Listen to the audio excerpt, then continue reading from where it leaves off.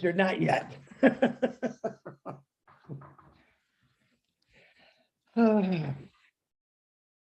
Hey. Welcome to the 1,360,000 webinar of Oh Bless. We're going to clean up this mess. All right. Here's what I really want to say. This is what I'm really waiting for. This is the excitement that's coming out of my heart from ONPASSIVE. I can't wait to say, hey. We just saved millions of people and got them off the streets. We just saved millions of people and got them clean water. We just saved millions of people and got them an income. That's what I can't wait to say. I'm dying to say it. I think it's going to be soon. I can't wait till November. As you all know what's coming. It's going to be a lot of fun. I'm going to go rent TVs. I'm going to take my neighbor's TVs and I'm going to put them all over my house and I'm going to watch it passive. And then I'm going to take pictures of it all. And then I'm going to send to all those naysayers. Look at this. You still think I'm talking junk? Here we go. All right. Oh, bless. I'm excited. You can see I'm fired up. I have two very special people who I'm going to hand over the microphone here in a second. They're a little shy, but I don't think they really are. When I got them on the phone, man, they were just going at it. Mr. Jeff and Miss Jana, I believe it's pronounced, and I'm not even trying your last name, Mascaglio. Is that how you pronounce it? Just say yes or no. Well, we'll let you correct me when you come on here. These individuals are very, very special. They have a very special thing that they're doing. They're also surviving through their industry. They're trying to help their industry, and they're going to explain all about it and what they're going to do. So on that note, I'd like to introduce Jeff and Jana Busek. You know what? We'll just call you Jeff and Jana B. I'll let you say your last name when you come on. So the show is all yours. Jana and Jeff, anything you need, just ask and we'll get there. But you can unmute yourself, introduce yourselves, and let's get it going. Okay. All right. Wow, what a lively bunch. Yes. We love it. We love it. We are very, we like to have a lot of fun on our farm too. So we might look shy, but we are definitely not shy. No, right, honey? no, we're not. Yes. So my name's Jeff and it's Basiglio. Pretty easy. Yes. And my wife, Yana.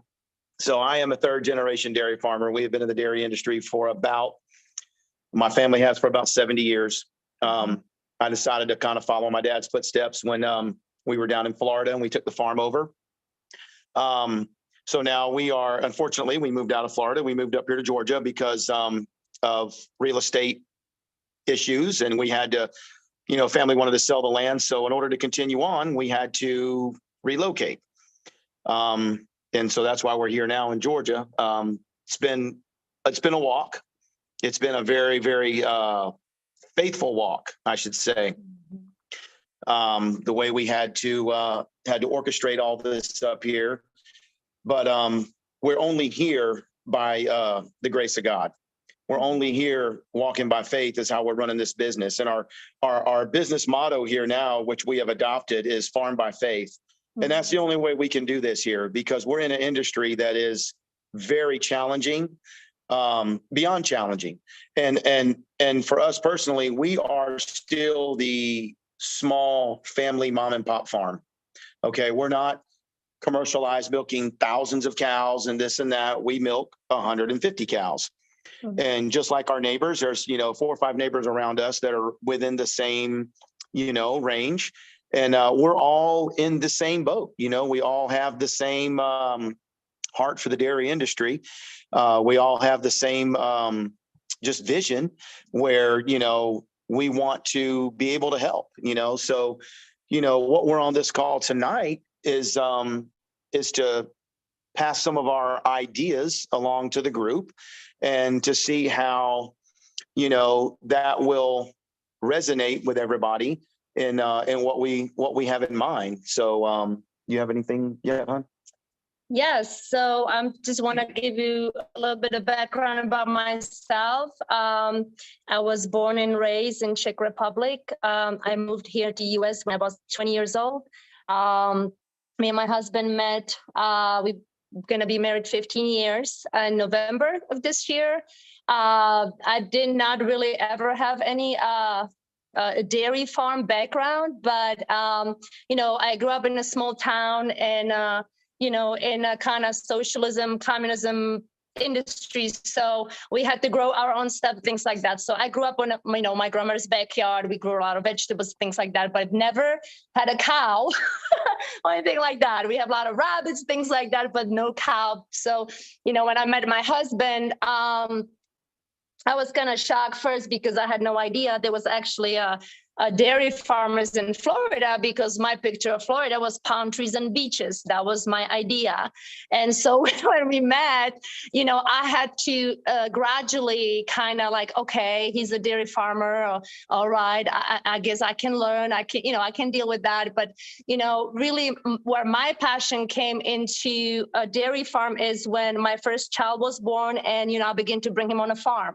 And it kind of took me back and reminded me how I was raised in my grandmother's backyard and things like that. So that's where really I begin to learn about the industry. I begin to learn about farming in here, dairy farming and things like that. And, soon to find out, it's very passionate about it, but it's not easy, as we been going, 15 years back and forth, and learning about the industry and learning about just the hard work and the hours and the things that, the dairy farmers puts in every day to feed the communities, to provide the milk, the main dairy product, the milk that everything else is stemmed from, down to butter and yogurt and all those different things. So, and so here we are, both of us up here in Georgia, and like my husband said, it's been hard for the farmers, but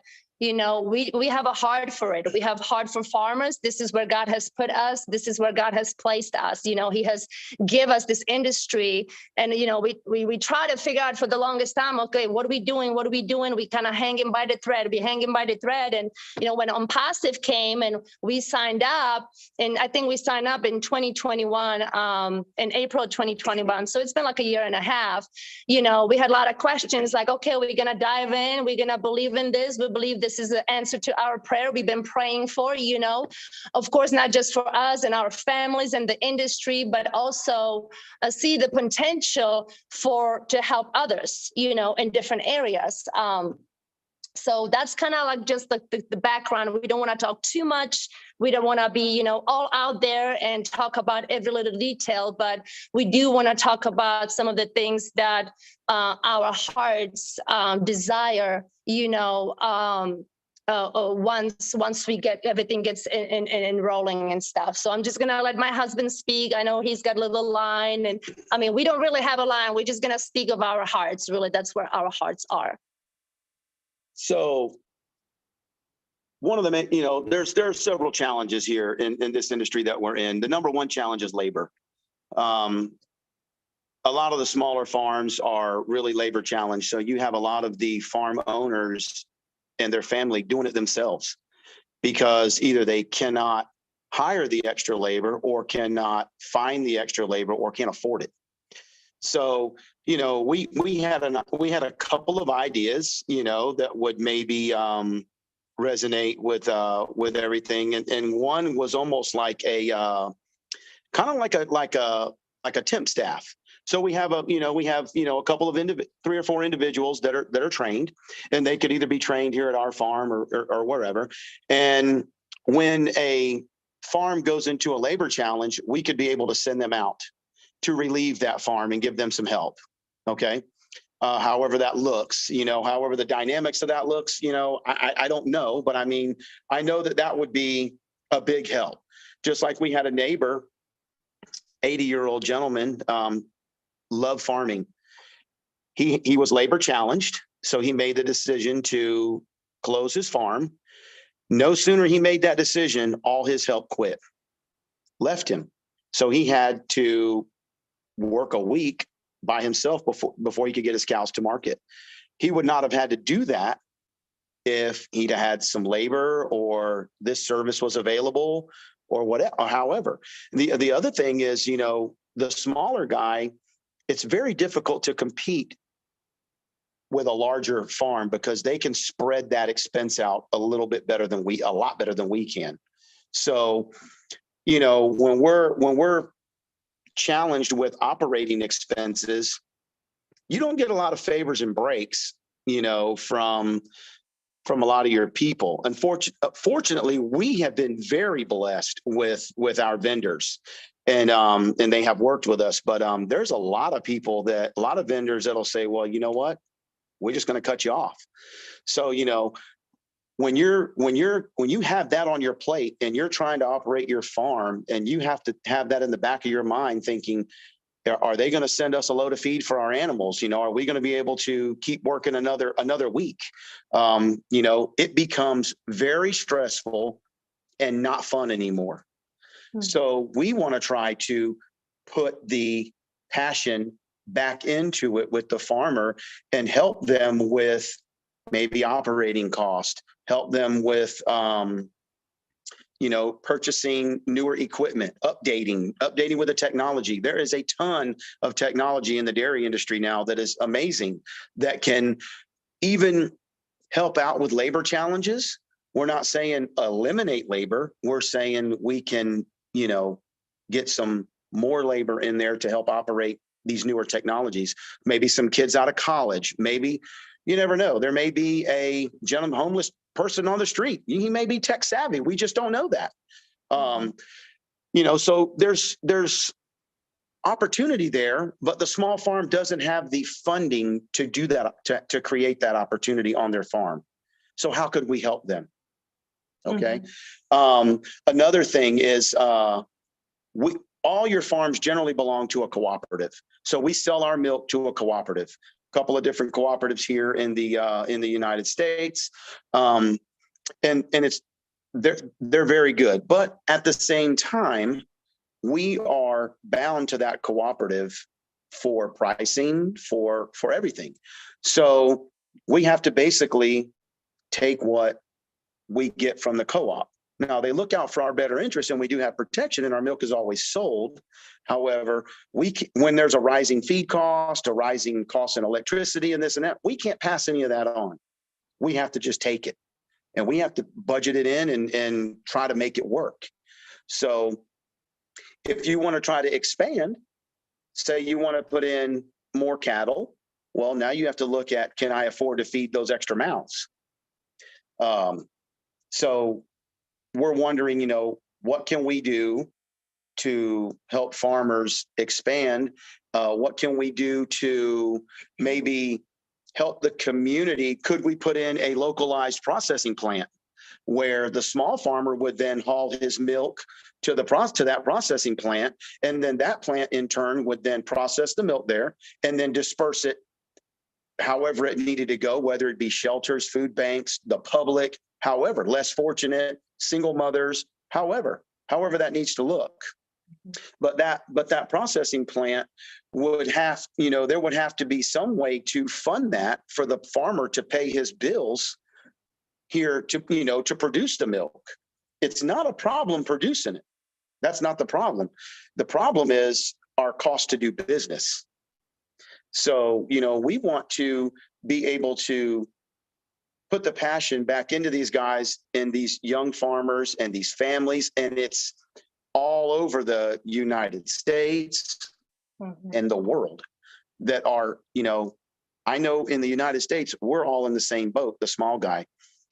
For example, there was a bunch of farms up in the Northeast that had to go out of business because they lost their contracts, their milk contracts.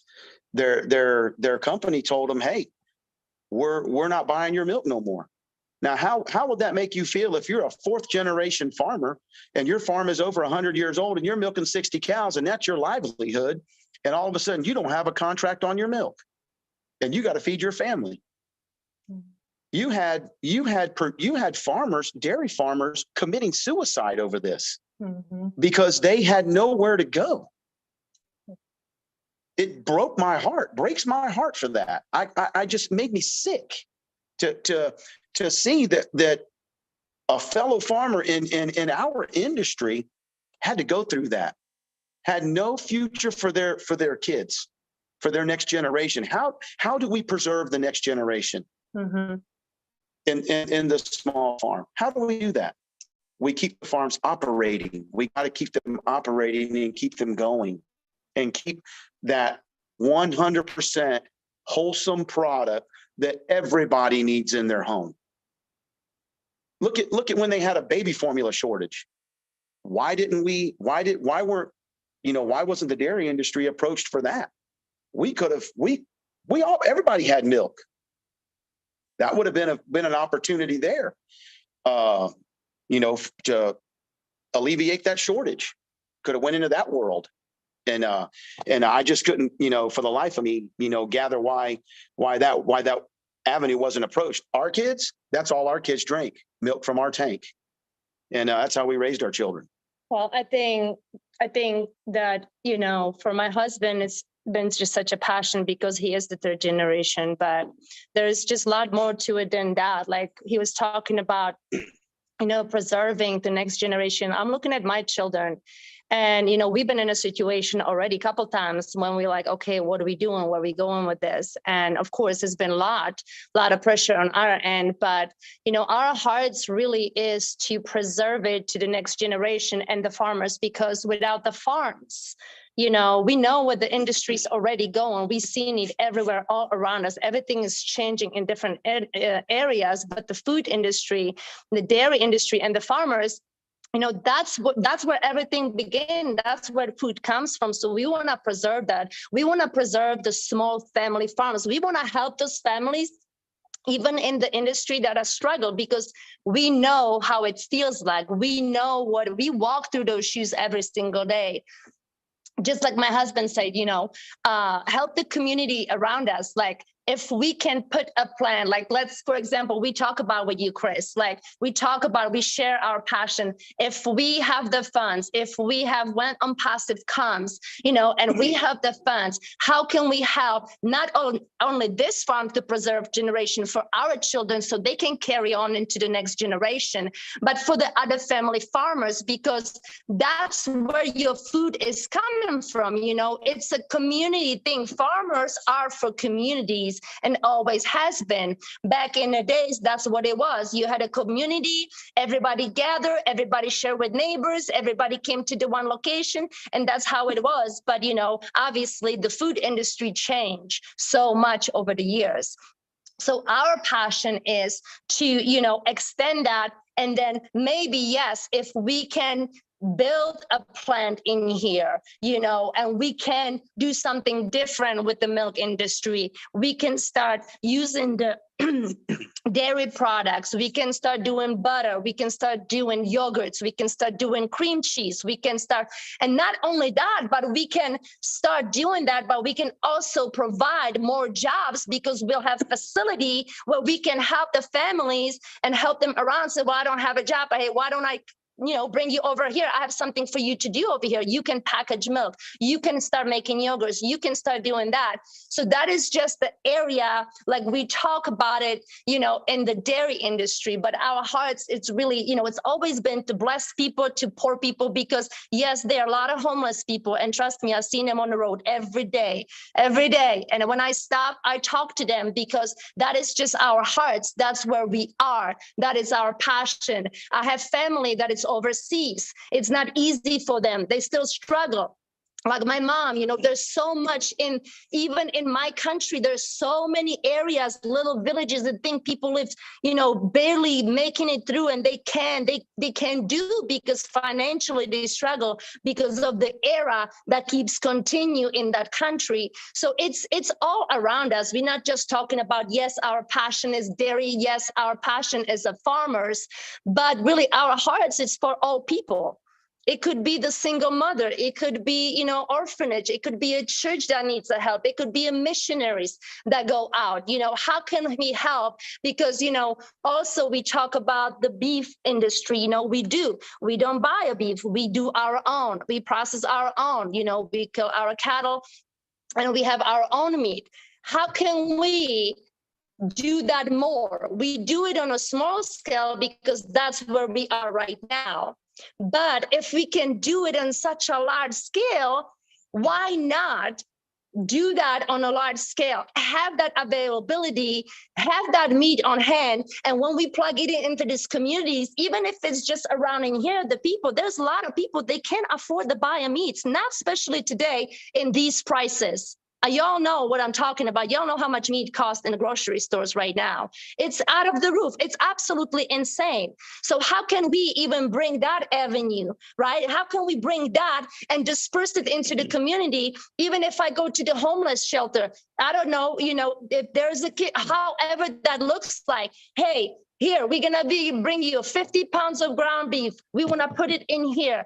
Use it for however you wanted to use it. So this is just some areas where our hearts it's coming from, but mainly because of the dairy and because of the families, we see like a lot of dairy farms are going out of business, not because they want to, but because they just can't hang on. They just can't make it.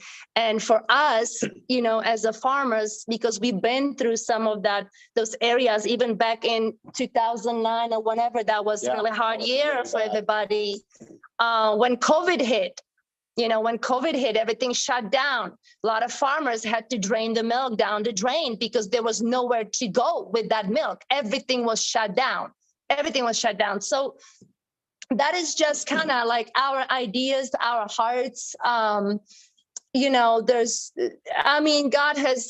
blessed us, and we are so fortunate to still be here in the dairy farm business. And trust me, there has been a lot of times we were like, okay, that's the last of the last, but God has kept us in here, and there's a purpose and reason for it why we are still here. And so we believe, when on passive, fully comes the full speed, we're going to be able to do that. We're going to be able to plug in, not just here in US and in the communities, but we're going to be able to take it a lot more further than that, because that's our passion. That's our hearts. And I think too, there is a lot of opportunity just everywhere. For example, the Caribbean. Okay. We could go over there. We have the people and the technology to go to the Caribbean, put in a farm over there, put in a processing plant over there, create some jobs for those folks, and then have it to where that milk is going to that processing plant, and that plant is producing those products for those people over there. And, and if we could get things like that going in different places, I think, we can really, really get some change and some, what's the word I'm looking for? Just some different, I want to say growth, just some different growth in that area for those that are less fortunate, those areas that are less fortunate. We can go in there and create jobs. We can create revenue and income for those families. Now they can, when they make more money, they spend more money. So now it also extends out to their community. Now they're doing other things in the community, and it's helping everything, so it's just like when gas prices got cheaper, what everybody do? We went driving around. We went on vacation. Okay. We did. We spent money because we weren't paying $50 for a tank of gas. We spent it elsewhere. It's no different. Put the dollars in the healthy alternative. So let's try to push forward to helping, children. There's a ton of children that would just kill for a glass of milk. Yeah. And we had farmers throwing it down the drain. Yeah. When COVID hit, because we couldn't get the packages. We couldn't get the gallon jug because the factories were shut down because their workers all had COVID. So they couldn't get packaging. So therefore packaging filtered down to not being able to ship milk. So it was a mess. It was a mess for, for our industry. And we're coming out of it on the other side of it, but everything now is just gotten expensive. Cost of feed has gotten expensive. When we have a catastrophe out west where they grow a lot of feed stuff, and like over in the Ukraine where they grow stuff like that, it affects us over here. With all these feed commodities, that is a 100% number one key factor in the animal industry is how are you going to feed them? When that feed gets expensive, everybody starts looking different directions. What are we going to do? So, that's just something else that's, that plays on the back end of how can we help? How can we help these guys? And believe me, I have a lot of respect for the large guys, the guys that are milking 10, 12,000 cows. Hey, God bless them. I don't want that. I have no desire to do that. My heart is is just what I'm doing. I'm the little house on the prairie guy. That's who I am. That's who I am, and But also, like my husband was telling, like, and even like for the next generation, like our hearts also, like when we used to live in Florida, we used to do a lot of tours. Like we did a field trip from the schools. We have field trip for the blind and the well, it was a field trip for about 200 visually impaired children. Yes. And so when I think something really turned and twist on us right then, because when we had to accommodate for all the children that were blind or can't see, it just gave us such a pleasure and enjoyment to see these children just to be on the farm, just to touch the cow, just to feel the chicken feathers, and just to kind of like, that's like the best reward ever. When you see the children. And so bring that back and keep the small farmers alive and going.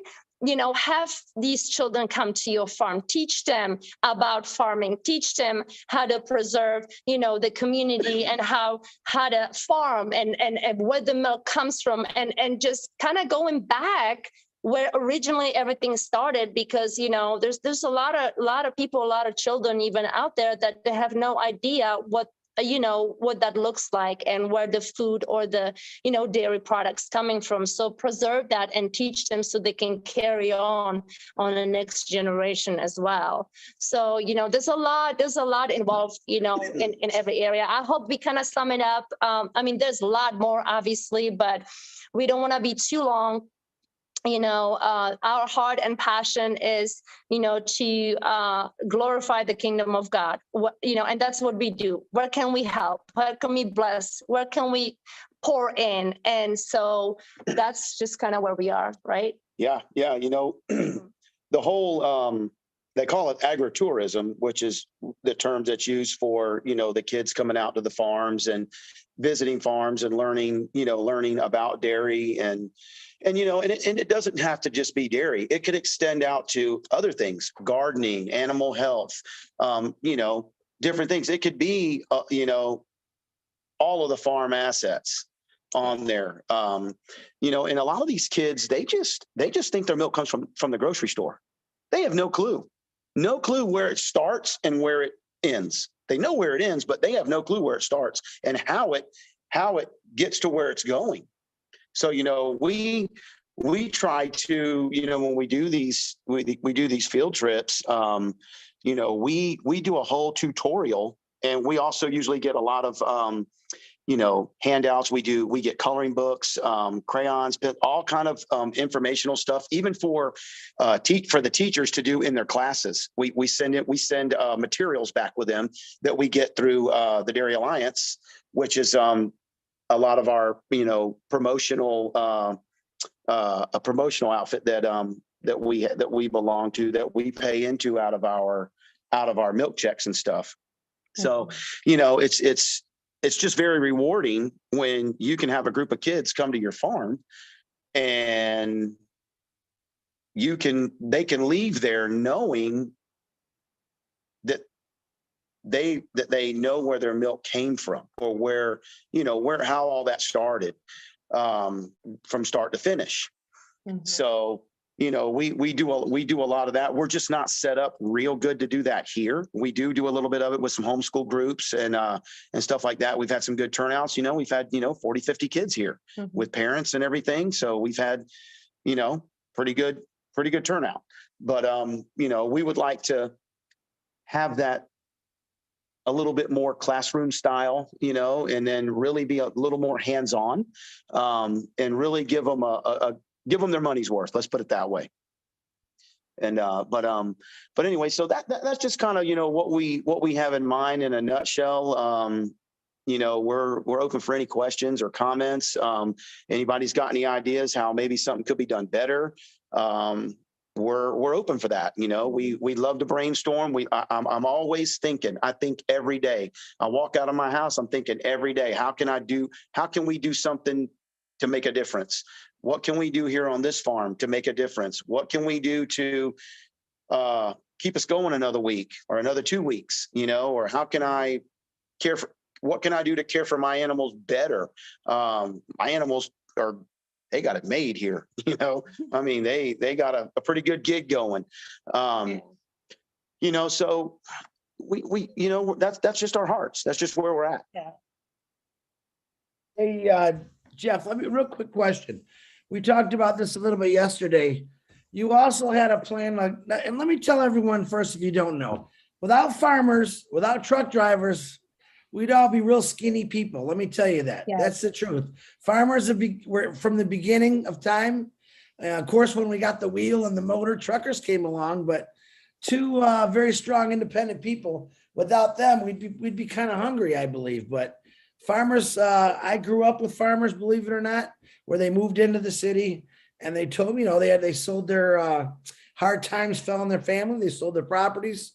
They explained to me being up at 4 o'clock in the morning, feeding the chickens, feeding the cows, getting the milks, combing down farmers did a lot of work, and they didn't work from 9 to 5. They worked from 4 o'clock in the morning till dang near 10, 11 o'clock at night, Yes. So I got a lot of respect for farmers, but you said something which actually caught my interest, that you wanted it with the money coming in from OBLES, and you are both founders, just to let everyone know that you had an idea to give the farmers a break. Can you tell me a little bit about that, Jeff? Yes. Right. That was leading back to that little group of like 3 or 4 people that were trained, and their general training would probably come from our farm if they didn't have any training. We would probably try to look for people that were experienced, and then what we would want to do would be, let's say Farm A is, I don't know, my neighbor, and he's been working, but he ain't had a vacation in 2 years, 3 years. We want to be able to send a crew over there, a couple of days ahead of time, let them get used to his farm, see his day to day and all that, and then let him build a level of trust with him. I know it's a little tough within 2 or 3 days, but if he understands that they understand what's going on, then he'll get that level of trust built. And we send him on a vacation and give the guy a week off with his family, all paid, because that guy deserves it. Yeah. He can't afford it, but he deserves it. And so, I've always thought of that, can we do a temp service? Can we have some kind of service to put together and have these people, these services strategically located in these farming communities all over the United States? Okay. And they just go from farm to farm. Even if there's a labor shortage, hey, you call them up. Hey, I need the guys over here for a week. We're short on help. Or we're short on help because we're busy getting crops in and we need an extra person. And something like that. But a lot of people don't. That doesn't exist. So we want to try to create it to make it exist, because I think it would be a very, very viable thing for the farming community. I like it. You know what? And a lot of people say, Chris, why? The reason that caught my attention is because Jeff and Jonna didn't say, we want 3 guys coming in running our facility. He was talking about other farmers. They weren't talking about themselves. These individuals right here, from the 1 hour I got to talk to them, are very caring and passionate, not just about their dairy farm, but about people itself. Now, they have told me many more stories. We need another 4 hours to go about, and I'm going to break a little down, where they actually hire people. Some of the people they hired to help out for amazing things, even though it takes a lot away from them. They're all about helping people. They have people that work on their farm that, Jeff and John, share the one story, because I don't want to go into all the sad stories about the lady and her husband was getting sick in insurance. I think it was something like that. Can you share that one with us, please? Who? Oh, you mean our part-time help? Yes. Yes, we there was another farm down the road that ended up, they closed down. So I went to their cattle sale over there because they had an on-farm sale. You know, my neighbor, I want to go support him, you know, maybe buy 1 or 2 cows, which I did. So I was there talking to some of the people that work there. Well, there happened to be a mother-daughter team that worked there and took care of a lot of their babies, you know, raised the baby calves and stuff like that. And the daughter milked in the barn and stuff. And I said, well, listen, I said, you know, if you guys are looking for, you know, a little bit of work, I said, you know, I probably can have a place for you over at our barn. And she said, okay. So, you know, I got their phone number, and, you know, a little bit of time went by, and I talked with my wife. I said, you know, I think I want to give that lady a call and have them come out and visit with us and just talk with them. So we did. Come to find out, her daughter is actually got a degree in animal science from UGA, and which is great. And so I asked her, I said, you know, what would you be interested in doing? She says, well, I'm just really looking for something part-time. You know, my husband is on disability because I guess he had a work accident. And so, you know, they're not able, I mean, you know, he's not able to go back to work because he has to, I think he has to attend doctor appointments weekly, you know, for checkups and stuff. So she's working here for me 2 days a week, and we're training her, you know, our style of milking in the barn and this and that. And so, you know, my thing was, if I could put in more cows, then I could put her on full time, you know, and she could, you know, have a little bit more income for their family. Yeah. Go And ahead. not only that, but you know, she doesn't have, it's her passion. That's like, she told us, like, I'm not here really for big paycheck. I just love what I'm doing and I want to help you guys. So it goes both ways. When you meet people like that, it's really pleasant, because, you know, you don't meet a lot of people who wants to milk a bunch of cows at 4 a.m. Okay. And then do it again at 4 p.m. It's just, you know, and that's what we want to preserve. We want to preserve that. But you know, like my husband said, my first immediate reaction when he told me, oh, I'm thinking about, and I'm just being real with y'all. I'm just not even playing. I'm just being real. I'm being raw. And he was like, I'm thinking about hiring this lady. I said, we can afford it. I was like, we can really afford it. I said, but then he's like, well, what can we afford to help her out? And I was like, okay, let's go back and let's reevaluate things. And we're like, okay, what can she do? And she's like, well, I can do 2-3 days a week. And we like, okay, we can do this and that, you know. So it's those things, like we, you know, we like, oh, I can, but yes, we wanted to do it. So we go above and beyond and whatever. If it's only 3 days for her and it helps her, why not? If it helps her family, why not? You know what I mean? So that is just our hearts. I mean, I'm just going to tell you, we had people in here that we took off streets. We helped a gentleman that we saw him in need. You know, we even thought about back in there having people come in. If we have homes and trailers in here, we can take people off street. We can put them in their trailer and give them like 3 months and teach them how to dairy, give them job, put them back on their feet. That was all ideas we had. And, you know, we had a couple people in here, and, you know, unfortunately, they didn't want the help. After like 5 months, they just left because they, you know, for whatever reason, they fall back into, you know, drugs or whatever it is. But we did have that. And so that's our heart. Like, we don't mind taking people in. We want to do that. We want to take the people off streets, because it's tearing my heart when I see a young person. For example, I saw this gentleman, I don't know where it was, at Walmart, and he was so young, and I just stopped by. He was standing in the rain. I said, what are you doing here in the rain?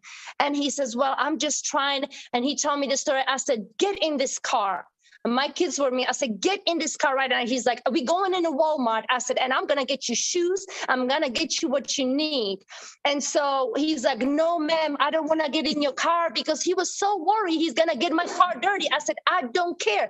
Get in this vehicle now. And so we went, and I took him. And you know what? Not only he needed the shoes and pants and all that, but I began to minister to him. And I got to find out his heart, why he's on the street. I said, what what are you doing on the streets? You are 20 years old. How did you got here? And you know what? He told me his story, and I got him what I got him. I said, I wish I can just take you, to my house and give you a shower. But I said, I live like 40 minutes from this town. We live in the middle of nowhere. But I saw his heart. We need to look around and stop by with people. And we got to see, okay, why these people are on the street, or why they just want someone to care. And you'll be surprised how they open up. And I was like, okay, if I did have at that time a trailer in here, a facility, I would got that guy in here and I would give him a job, because I knew he was serious about getting off streets. That's just my heart.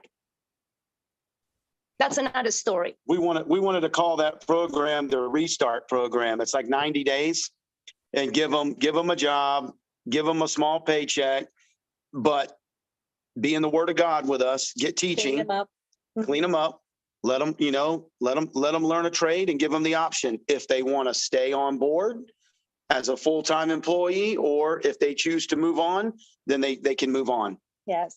That was another idea that we had, but we just don't have the living facilities here, and I can't, it's like, we can't go put a bunch of travel trailers around here. We're just not set up for that, so we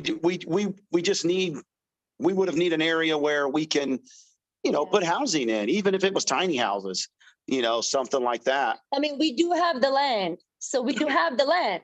God has given us the land. So we do have the land. It's just, like in our situation, we can only have so many. But if all of us, help a one person a day, how much more difference it can make? Correct. So Amen. That's just us. Amen to that, Jonna. Okay, now I did that for a reason. I wanted you to show the passion of what these two individuals, these beautiful individuals, have in their hearts, not just for themselves.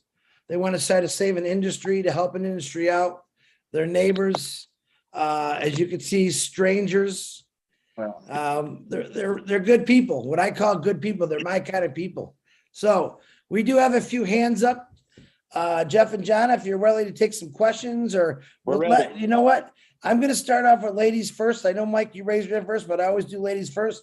So Narelle, and I know, Mike, you would have told me that anyway, but Narelle, go ahead and unmute yourself, please.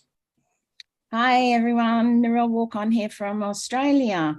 Wow, what an evening, and something a little bit different. Hi. Jonna and Jeff, wow. I'm a dairy farmer's daughter. You can probably tell by my skin. I grew up on the farm. It's hard yakka, and I just want to say so much love to you guys, because you know what, the passion of farming, in any farming, whether it's dairy, particularly dairy, cattle, any of that is dying out, because the younger generation doesn't see the benefit of working their bums off. From sun up till sundown. My mum and dad had one boy and 6 girls. My poor dad missed out on the boys to help on the farm, because that's what they were. They were dairy farmers. They were very poor. Their parents were dairy farmers, and they didn't own the farm. What they called share farmed. So they actually worked for so much, and they got so much, so many cents per litre over here of the milk that was sold. And you talk about letting the milk go down the drain. You've never seen anything sadder than a grown man cry. We were on a farm that milked 300 to 350 cows a day. Twice a day, the cows have to be milked. They don't take a day off just because you feel a bit tired. You can't say to the cows, hey, look, I'm not going to milk you this morning, but I'll do you this afternoon. It doesn't work that way. They have to be milked, because it's just no good for the cow. And their udders would explode, I think, if you left them for too long. And it can make the cow very sick.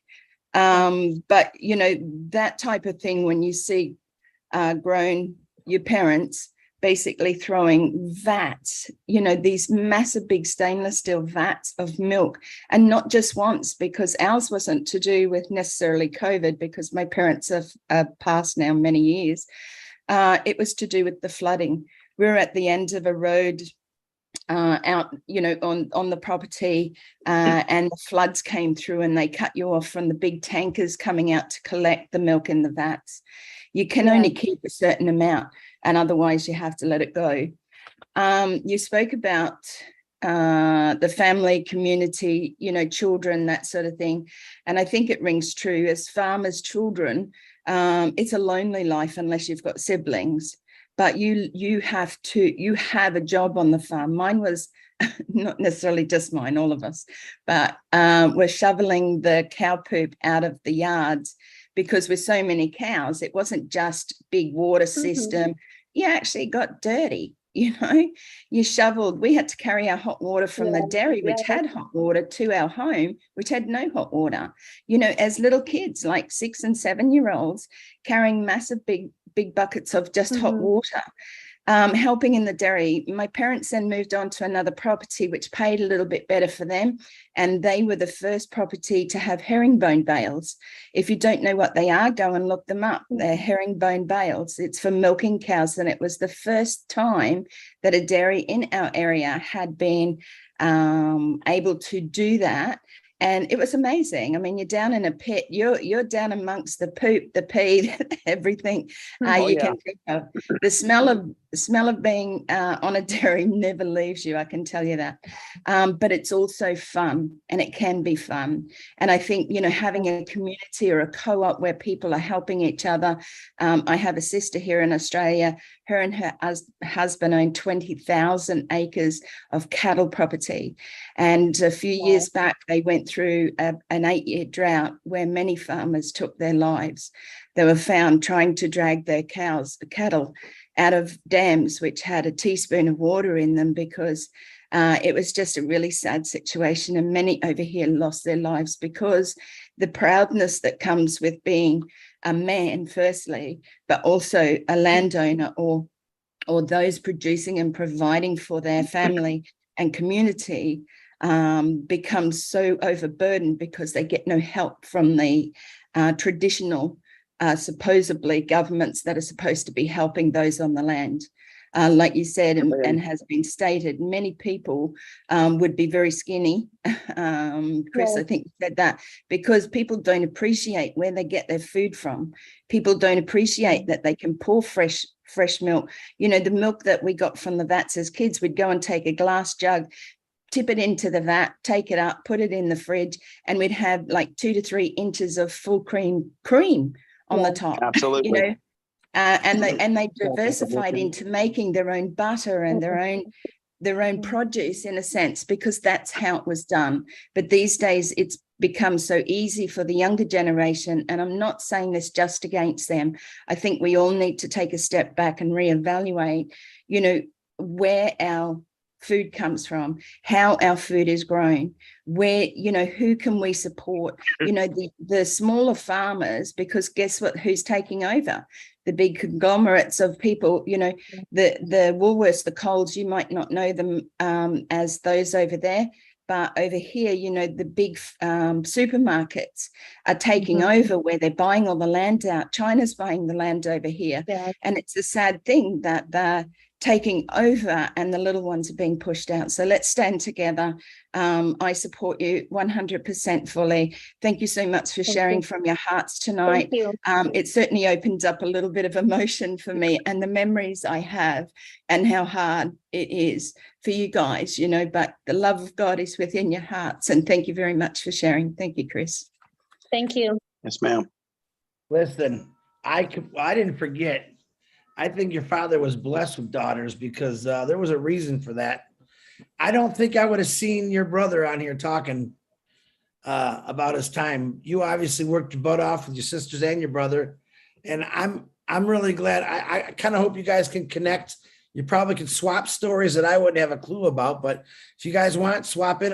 She's in Australia, Jeff and Jonna. If you want to get in private messenger here, or I could send you Narelle's information. I'm sure Narelle's got a lot of ideas from being on a farm, but Narelle, I appreciate that. Thank you for sharing. Thank you, Chris. You're welcome. Nice to see you back too. Hey, I will say Narelle and Yvonne are going to take a little behind the scenes break for a couple of weeks. Not sure when they're starting. They have their shows on Thursday early in the mornings in the USA. I'm not sure if they're doing it this week. We're just taking off. We're stopping this week, Chris, and the following week, only because of personal things, but me with Mimi and the fundraiser coming up as well. So we'll be back on the 27th of October, all going well. So we're in the background, we're still working, we're still doing stuff. We're just taking a break from the webinars that we have here in Australia and New Zealand. So thank you for sharing that. Thank you for supporting Australia and New Zealand with the Kiwi guy and Yvonne Mackett. So we appreciate you. Okay, let's get on to listen. This guy's called Engineer Mike, and I can't say his last name. Even if he said it, I wouldn't know how to say it. It's a lot harder than yours, Jeff and Jonna, even though yours isn't that hard. Engineer Mike, go ahead, buddy. Unmute yourself. Hello, Chris. Good evening, leaders. Thank you very much, Jeff and Jana. I really appreciate you people, for the stories that you brought this evening. It's an avenue that we need to be thinking about it, okay? When I look at the statistics for agriculture for 2022 from the United States Department of Agriculture, it shows me that we'll be having a 7.3 billion rise in agricultural product. Just imagine with all the COVID situations going around the world, then if it was not COVID or we did not have COVID, it would have been much more better, right? So as the years are going, this is how things are supposed to be increasing.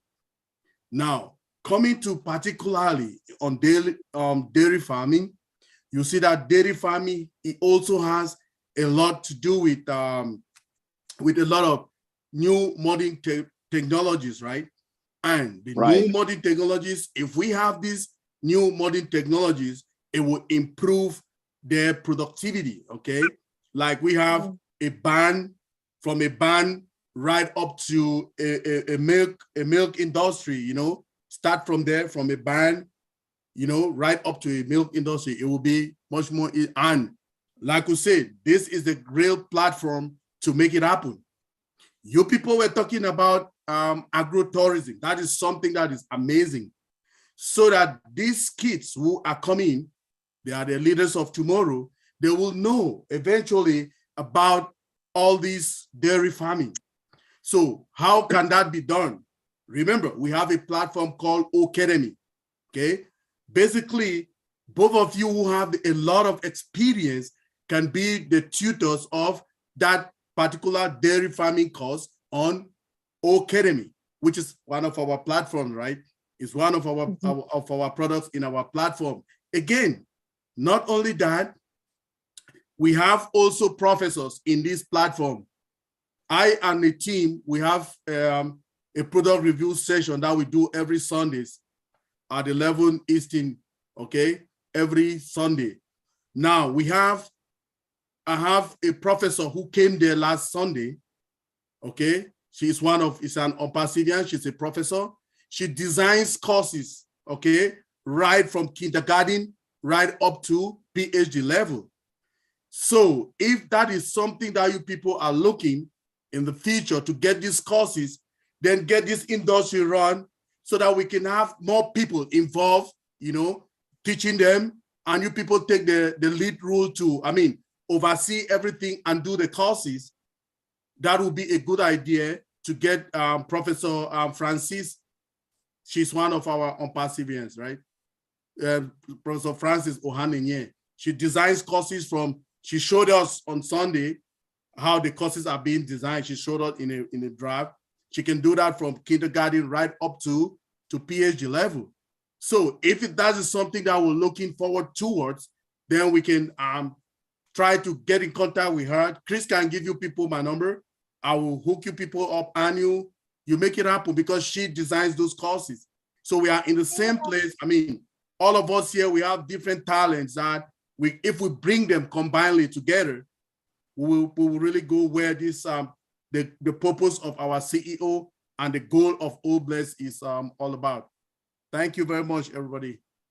Thank you. Amen. Thank you, Engineer Mike. If you guys want to contact, like I said, you can do it private in the chats or send me information. I can send it back and forth to everybody, get it going. Okay, to the man who usually comes in the last 30 seconds. He loves everybody. He's going to let you know. Mr. Richard Lamotte, come on down, brother. I love all you beautiful men, women, and children of the world from the bottom of my heart. Jeff and Jana, I love your story with a passion. It warms my heart of what you want to do. I know how you're struggling because I had 5 uncles that had farms. 3 of them were milk farms. The other 2 were survival farmers. That's what I call them. Mhm. How big is your farm? We milk about 150. Yeah, but how much property? Oh, we have 271 acres. So you got room for about 5 to 10 cube houses. Mhm. Yeah, freestall barns. You know, What the they call 3D freestall? houses, 3D, they call it 3D houses or cube houses. Okay. And these are the ones that probably a lot of us are going to get for homeless people. Mhm. Oh, I understand. Okay. See, Yep. see what we want to do is, let's say an abandoned farm, make like a little town on the abandoned farm, put these little houses there and bring in the homeless and have animals and gardens, and where they get pride again in themselves by growing their own food, by milking their own cows, having their own chickens, Right. But here you are, a farmer, which is a small farmer. Well, we can bring some of that to your farm, where Mhm. maybe 5, maybe 10 later on. But if you've got the property, and you can teach them how to garden, you can teach them how to milk the cows, you must have other animals beside cows. We just got cows. Oh Got my God, chickens we're gonna and have, rabbits. we're gonna Chickens have. and rabbits. Oh, you got chicken and rabbits? Good. I was gonna say we gotta bring in the chickens. Yeah, we have Got the chickens. chickens. Yeah, but we used to have but horses and sheep too. Mhm. but as ONPASSIVE helps you to grow, you'll be able to extend, and you can have struggling families or homeless people. I've seen people, I asked one man, what are you doing on the street? He says, my rent went up to $1,500. I can't afford it. Yep. I said, for God's sakes, are you serious? You're on the street because you can't pay your rent? Well, he Yep. says, they brought it from $1,000 to $1,500. And he says, I just ended up out in the street in my car. So this is where we can help these people. We can give them back Yes. pride, and in return, they do some work for us. Mhm. You understand what I'm saying? And like you were saying, you have your own beef, you have your own milk. Well, Mhm. right there's your nutrition, milk and Yeah. and beef and eggs. I mean, we can make wonders with Obless. Like Yes. I got account galore, trying to figure out where I'm gonna send them, but that's okay.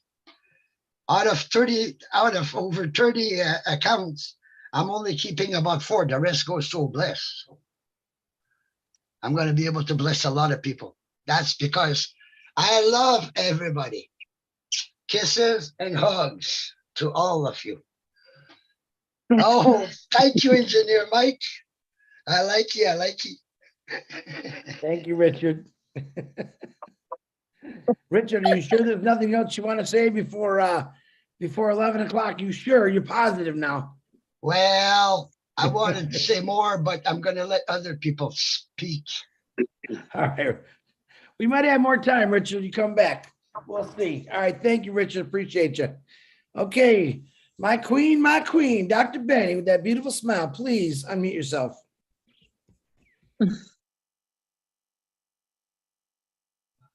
Jesus Christ. Good evening. Good evening, good morning, evening. good afternoon evening. to my brothers and sisters, my queens and kings on this amazing webinar in different parts of the globe. Brother Chris, thank you so much for giving me this opportunity. Miss Sister Jenna and Brother Jeff. JJ, right? I should just say JJ. I know I have never worked in a dairy farm before. I don't know how to do it, but maybe one day you guys will teach me also. Sure, absolutely. To tell you the truth, the passion that you both have, I am so thrilled. I don't know what else to say.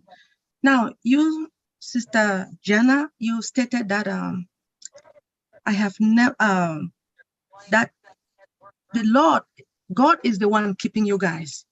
Do you know why? Do you know why God is keeping you? Because of the passion that you guys have for the children, for the needy, for everything. So you know that, especially when you keep talking about children, you know, long time ago, during the olden days, Jesus Christ loved children a lot. Yes. Now, because of the passion you have, that is why our God is helping you guys. Oh, yes. I am so proud of you. Now, you said something that what can we do to help the community?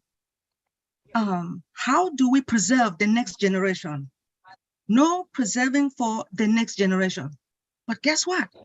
There will be, because of the passion you have. And again, because of ONPASSIVE, oh bless. You guys are at the right place and at the right time. I don't know what else to say, but I have a question, if you don't mind. Sure. How can you collaborate and cooperate with the higher institution to share your point of view and solve some issues and save your industry? Since you really want to save your industry, have you ever spoken to some of these higher institution, if there was no ONPASSIVE? But just to, first of all, to say, because of ONPASSIVE, I know that your problem will be solved.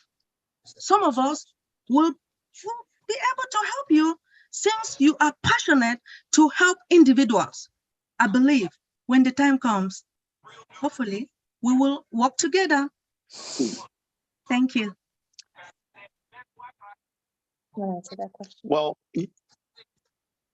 when you talk to other folks in the industry, the higher ups, sometimes the little guy's voice is not as big as the big guy's voice.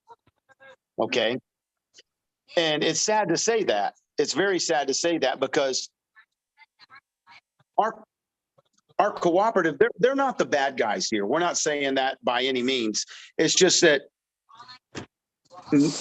not a lot of people are going to want to step out and help because they've got their own issues. But when you have the means to do it, it creates a whole nother atmosphere, a whole nother conversation that you can have with those folks. So if you have the means to do that, then we could probably approach the higher ups in those institutions and say, hey, how can we be instrumental? How can you help us to be instrumental to help them? Where we're not leaving anybody behind. So I think there can be some light at the end of the tunnel on that topic. However, what's got to happen is there's got to be means available to be able to have those conversations. And I think then everybody would be a little more receptive. They're just not as receptive right now because of everybody is fighting their own battle here in this. Yes. Okay. Thank you so much. I really want to also thank Engineer Mike, Sister Nerel, Brother Richard. I know you guys started. I know you guys have the passion as well. And I know all of us will one day help Jana and Jeff because of the passion that they have for the children, and for the homelessness. Yes, we are here and we are going to work together because the money that I am going to make, why not help? Exactly. When the time comes, please, we will work together. I see And that's no the need. thing for us. We want to help too. We want to be able to help any projects that everybody else has. We want to be a part of that.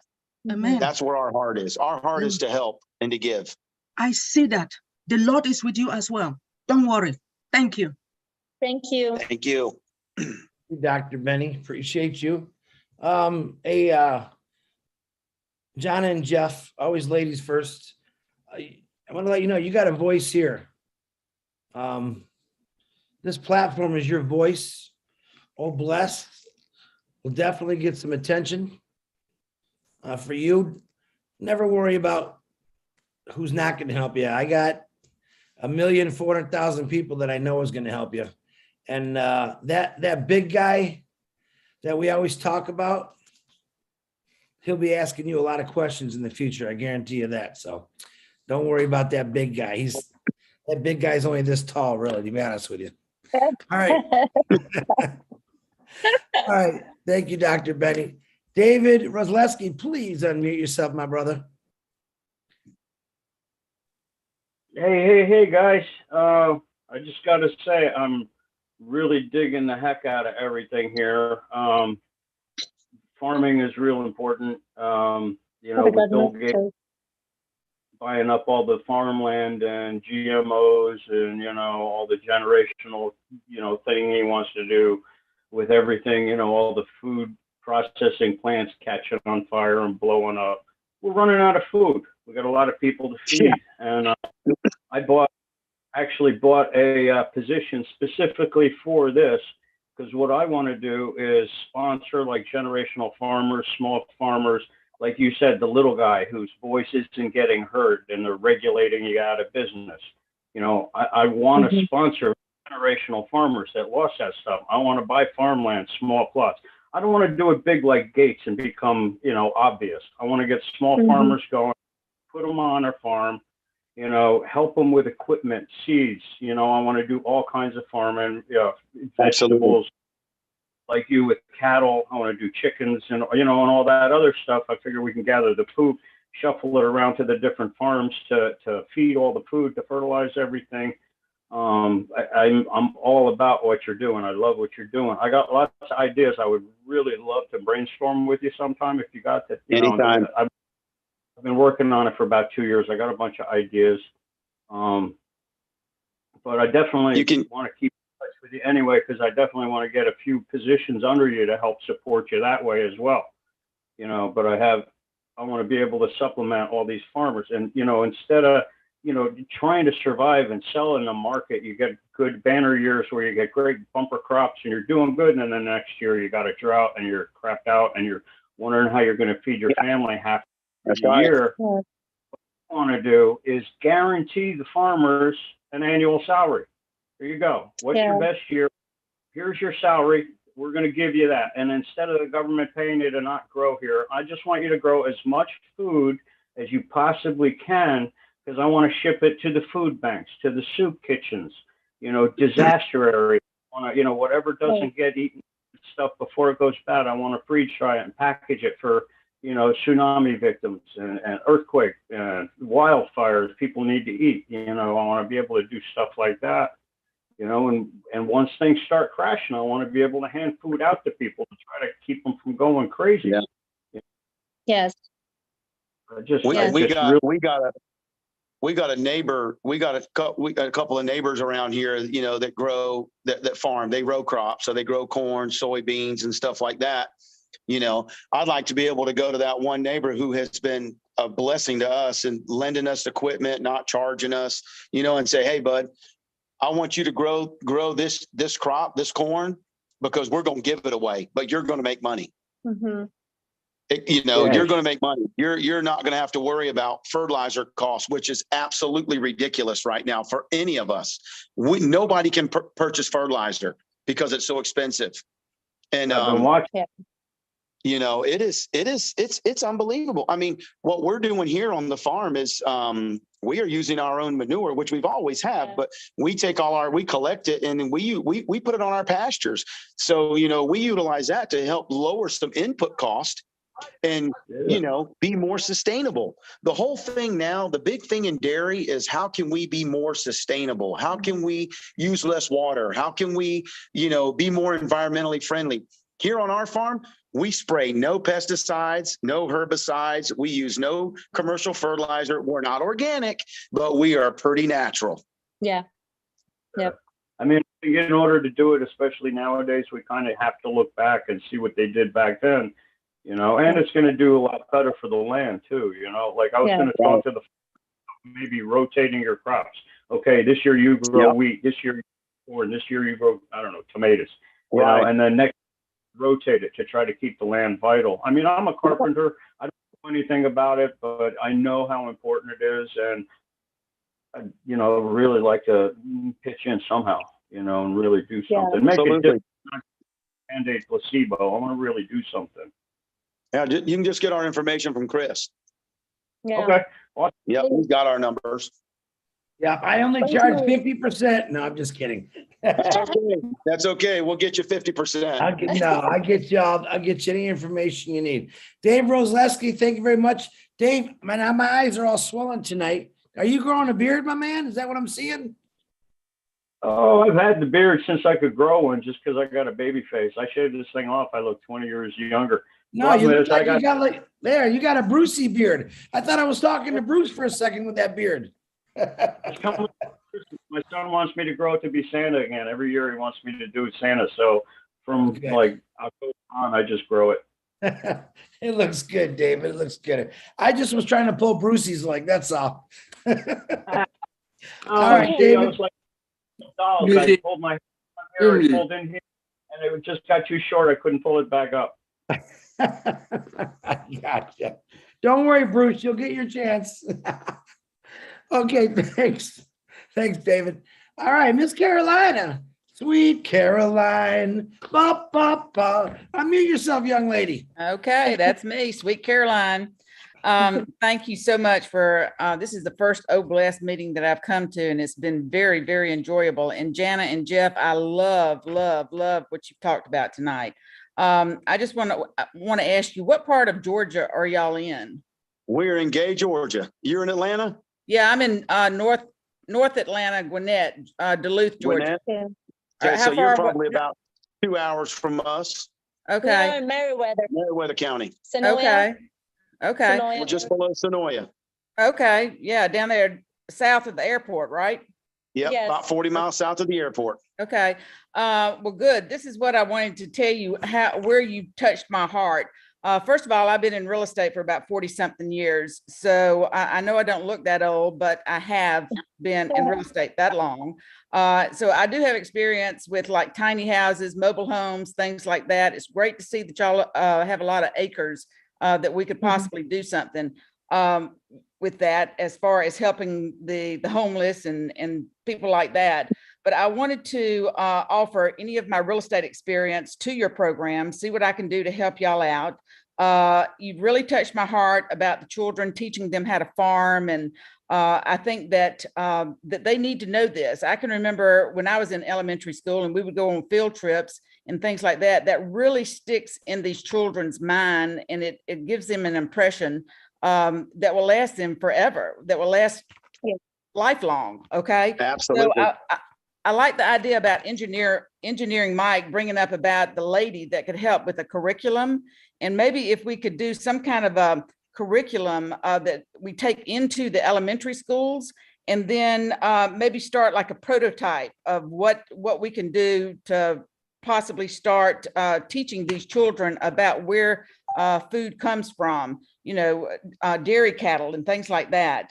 And also, Jeff, I love the idea about you talking about giving these farmers a relief, getting a group of experienced farmers to relieve some of these farmers, because you're right, they work for years and years and years and never even experience or get to experience a vacation. So I love that. And what brought to my mind was that it's just like with sick people, the caretakers are the ones that are affected the most because of them having to take care of the people that are sick. Well, if we could create something like a farmer's hospice or something like that to go in and help these farmers, give them the relief that they need.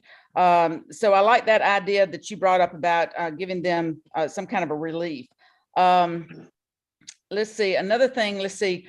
So I'm all about helping the farmers, helping the homeless, whether it's putting tiny houses, mobile homes, or whatever on your property, creating some kind of a prototype for children to taking in to O Academy. This would give us an entry of talking to elementary teachers about O Academy and things like that. But anyway, you touched a lot of areas in my heart, and I just wanted to let you know that I would like to help y'all in any way that I can. Get on the bandwagon. Maybe we can brainstorm or whatever and see what we could do. And just call on me if you ever need anything. And I'd like to get your name and telephone number if it's through Chris or wherever, so that That's we can fine. keep in touch and brainstorm.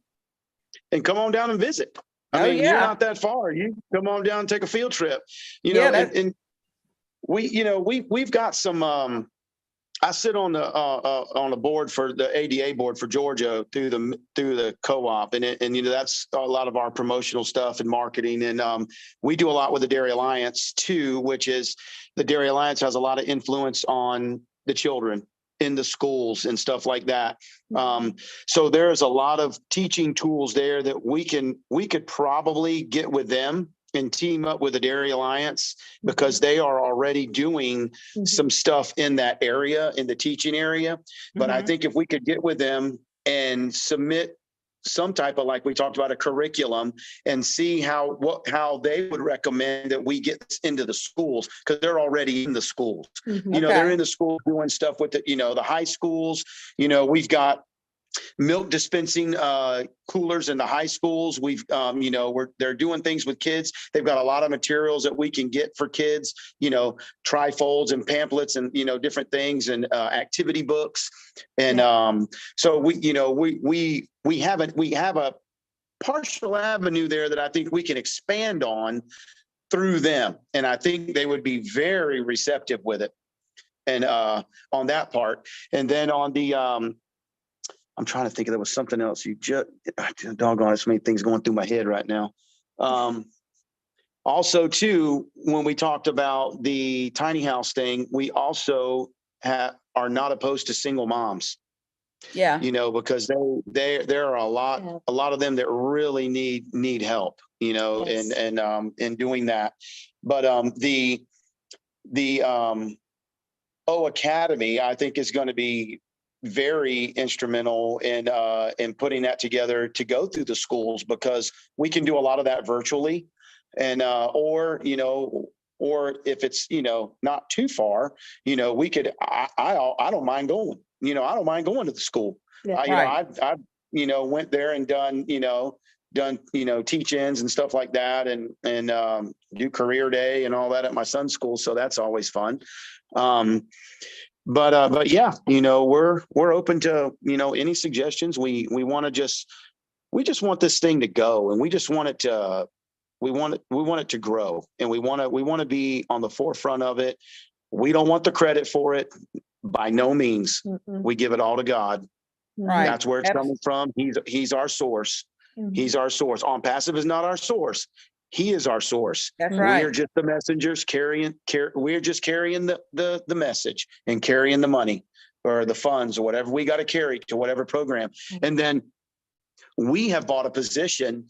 We bought a position for our farm, and that position is going to also help the agricultural programs at the schools on the junior high and high school levels to help promote their programs because they are at minimal funding through the states. Yes. So we are going to be able to go in there and really ramp up their agricultural programs at the high schools and the junior high schools, because that's where it starts. It starts in about the 7th or 8th grade. The agricultural programs do, or 9th grade, I should say, down in the county or in the lower end of our county. But so, you know, I've been just real excited about that. I sit on the advisory committee for one of the high schools down in Manchester, Manchester High School down there, and down by Warm Springs. So that's kind of neat that we get to see their ag program, and you know, we're trying to be very supportive of them now, you know, with what they have going on. So we're excited. You know, we're excited to see where, you know, a lot of this goes, and especially, you know, promoting the youth. That's our next generation. Absolutely. Well, I just love your passion and your thoughts that y'all are putting into this. And I think that if we get to a point where we can make it scalable, just not for here in Georgia, but we can scale it all throughout the whole United States and absolutely possibly global, you know, so we've got to start somewhere. But I think what we need to do is get Engineering Mike's, the lady that can help us with the academic, helping us with the curriculum and things like that, that we need to start someplace like that. And I am going to take you up on that field trip. I've got 2 grandchildren that I'd like to bring down there, and if we come down there, are you going to show them, or can you show us how to milk a cow? Yeah, if you be down here around 12 o'clock, we start about 12:30 in the afternoon. Oh, wow. That sounds great. Well, that's all I've got to say. I would like to get your telephone, your contact information, and maybe if Chris can also give us Engineering Mike, so he can give us the person who can help us with the curriculum. But I'm all in, and I'm here to help you to do anything that I can to assist you. Yes, ma'am. And we help you any way we can Thank too. you so much. Thank you. Thank you. Thank you. Back to you, Chris. Thank you. Thank you, Caroline. Caroline, you have my information? No, I don't. No, I don't. So put it, I want you to, if you can, in a private chat, shoot Mike a message, get his information or swap that right there and we'll get it back. He'll send it to me and he'll give you my information too. And I'll get it to John and Jeff. Okay. And I just go in there, instead of it going to everybody, I just do it to you and Mike. Yeah, just go, if you don't have mine, go to Mike, if you got Mike's, and then we'll go from there. Okay. All right. Thank you all. Jeff, I Yes, already ma'am. sent you Dave Roseski information. You could send, you got a number. I just sent a message, Caroline. Just check, you'll see. Okay. Thank you. All righty. And Jeff, Dave Roseski sent me his number to give you. I sent it to you already. I think I got it. Yeah. Yeah, you want to give me your number back sometime? Send it back and I'll send it to him. You guys can connect up there. Yeah, you can give him my number. That's fine. Okay. Do I have your personal number? I don't think oh, yes, I do. What am I thinking? Yeah, I do. Yeah, you do. You got it. Hold on. It's been a long day for me. I do want to do 2 shout outs real quick.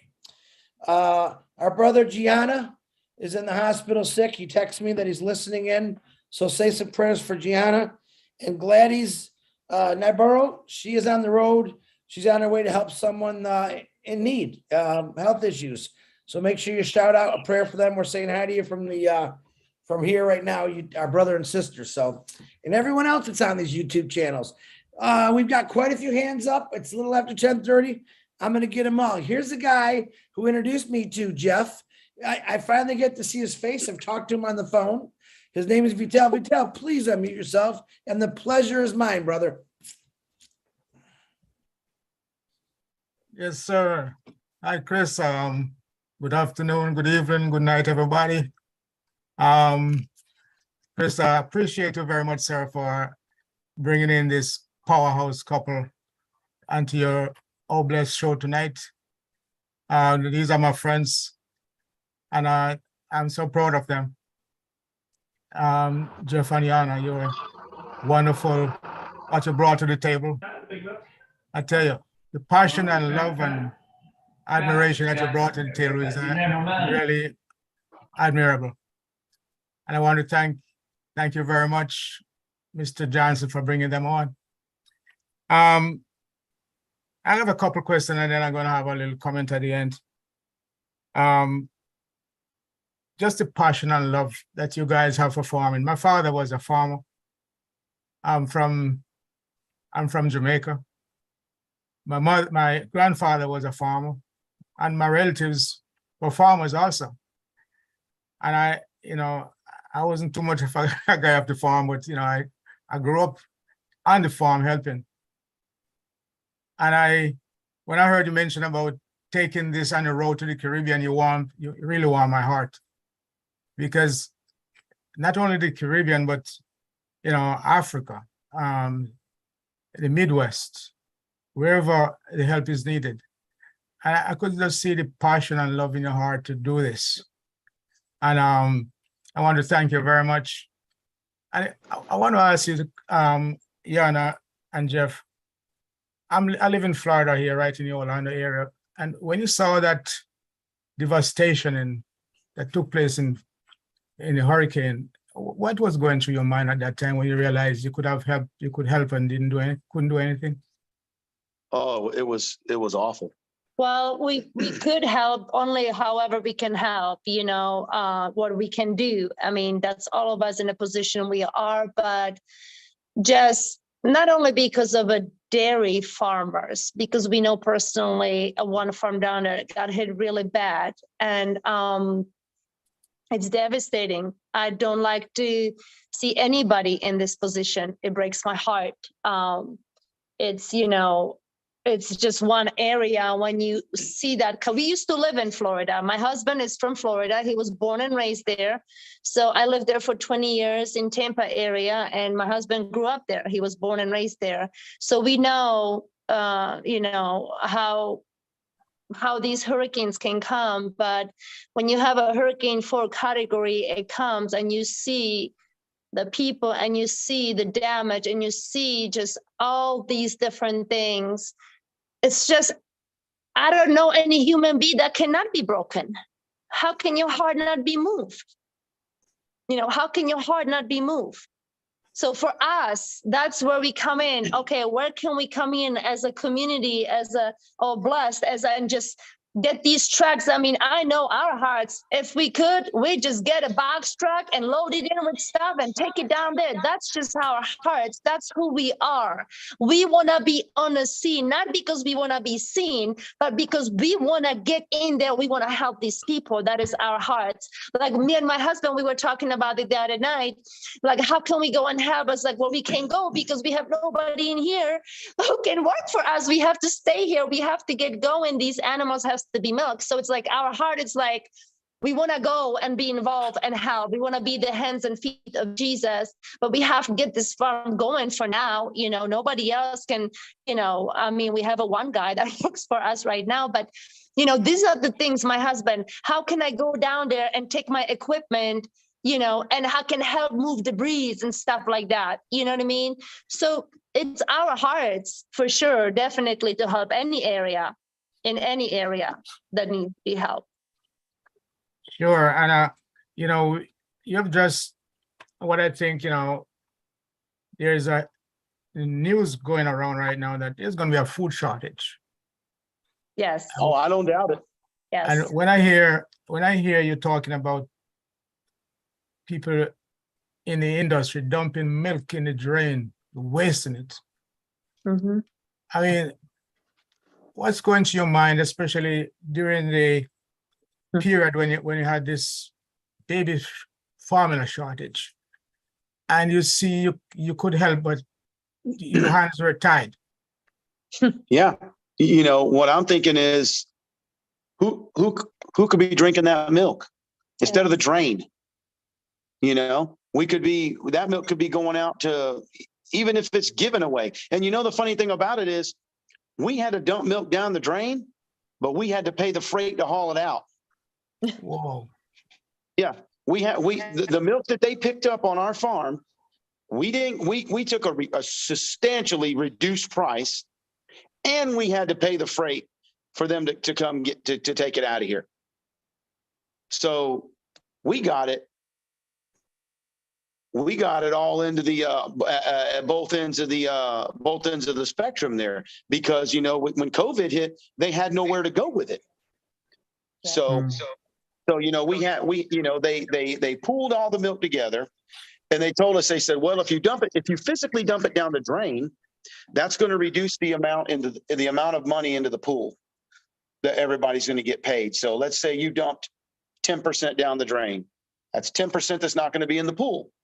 So, we had to ship it out, and we had to pay the freight to ship it out, but we had to take a substantially reduced price or didn't get paid. Yeah, Wow. and that's where, my heart is. Like I said, if we can put a plant in here, or if we can put a facility here, and hey, our farm can be a demo farm, and then from there we go. We train people how to do it, like my husband said, on the small farms. And all over the world, we know, even like my own country, there's some very, very poor areas. That sustainability for the community. Teach them how to grow crops, teach them how to be self-sufficient, give them the ability and funds to do it, and let those places be, not be dependent. Like a lot of people are dependent, on grocery stores and things like that. But I believe in my heart, even since COVID hit, I grew up growing stuff. So, we do gardening, we do stuff, we do like 80% sustainability, whatever we can here on our farm. I want to help people, teach them how to do it, how to be sustainable and eat even the clean food. Have those nutrients in your body, have those things that are good for you, and not processed heavily and sprayed heavily and all those things. It's a garbage. I grew up in Europe. We never had that. Even under communism, we never had any of this stuff. Everything was clean, bottled in glasses, milk was in a glass, yogurts were in a glass, it was clean. So I've seen a lot coming from where I came from to here in the United States, and I've seen like a lot of the ingredients, a lot of the things. So, there's a lot more, even for me, that passion goes by, because I want to be healthy so we can keep our generation healthy. We can be here for our children, right? And we can teach them how to eat healthy and stay healthy and just keep on going to the next generation. Oh, so nice, so nice. And finally, I want you to clear up some rumors for me. Is it true that chocolate milk come from brown cows? Okay. Strawberry milk come from red cows? And that the low fat milks come from skinny cows? Can you answer those questions for me? I could speak to that. Really and truly, that's kind of my ice-breaking lines when I go do a presentation. But no, it is not true. Generally, if you have a skinny cow on the farm, she's got her working clothes on, and she's 100% in it to win it there in the farm. So no offense, if you got a little couch on the fat side, she's a little lazy. We have to see what we're gonna do. But no, it's. But you'll be surprised how many elementary children. It's so funny to ask that question. I can believe it. Oh my goodness, how many, Ron? Right? Yeah. How about the almond milk? Can you milk the almond? I still ain't figured that one out. I've been trying to squeeze the milk out of an almond for a long time, and I ain't got it yet. I'm working on it though. Heck, I ain't even found the udder on an almond yet. You gotta have a good time. Those little bless. guys, man, they try to get me. Yeah. I just wanna add a little humor to it. God bless you all. I love you. Bless you, Vitel. Thank you very much. Thank you. And, Thank you for being on a call. Thank you. Appreciate you, sir. yeah, thank you very much. Yeah. Thank you, Chris. Thank you, everybody. Vitel's the one responsible. He's the one that called me. He called me probably for 3 or 4 weeks. I kept missing his call. I finally said, I got to talk to this guy. He lets me know about these farmers. I said, farmers? What the heck? I got this friend that's got this dairy farm. I go, okay, what's it got to do with a bless? And he explained to me, all right, give this guy a call. But, I'm still asking the same question if I come to that farm. Where's the strawberry and chocolate cows? Because I love strawberry and chocolate milk. But the low fat, the skinny cow, never heard that one. I've almost fell off my chair here. Very good. Very good. Yeah. All right. Thank you, Fidel. Thank you for clearing up the rumor for me, Jeff and Jeff. No problem. No problem. Anytime. All right, another one of our, this is fun. Dr. Masagio, another one of our phenomenal webinars we had a couple weeks ago. We've had some really good ones. This is going off great too. I love it. Please unmute yourself, beautiful young lady. Yes, I'm here. Hi, everyone. And Hello. thank you, Jenna and Jeff, for such a wonderful, passionate presentation, actually. And exactly, Chris, to say, what the heck, when you're supposed to talk to the farmers, we tend to ignore what we feed on, actually, generally, globally around the world. We just see milk in the shops and we forget who is producing, basically. So I really think your job is one of the most important because you provide basic needs, actually basic needs to the global world. Around your surroundings, of course, but generally farmers around the world, they really are meeting what we need on a daily basis. And I don't have a huge comment per se, but I'm glad that Academy is there and everybody has commented on that already. I just wanted to appreciate the importance of your work because it really is vital. I come from a country in Africa. I come from Botswana. And Botswana is known to have a small population. It has always had a small population. So we have more cattle than people, actually, in Botswana. And cattle farming is so basic that any poor person would at least have a cow, if you know what I mean. And they survive on that. They survive on the milk of a cow. They survive on the meat of a cow. It's a survival. Actually, when we just took independence in Botswana, because the country had no money, I'm just sharing this story to show you the importance of the work that you do. Because the country had no money at all, nothing. All we had in the country was cattle. So then the country decided to negotiate with Europe, with the UK, to say, because we were under them, they were our protectors. We were not a colony, but a protectorate. So we negotiated with them to say, we don't have anything, but we need to develop the country. So, but we have good meat in Botswana. So can you buy our meat from there?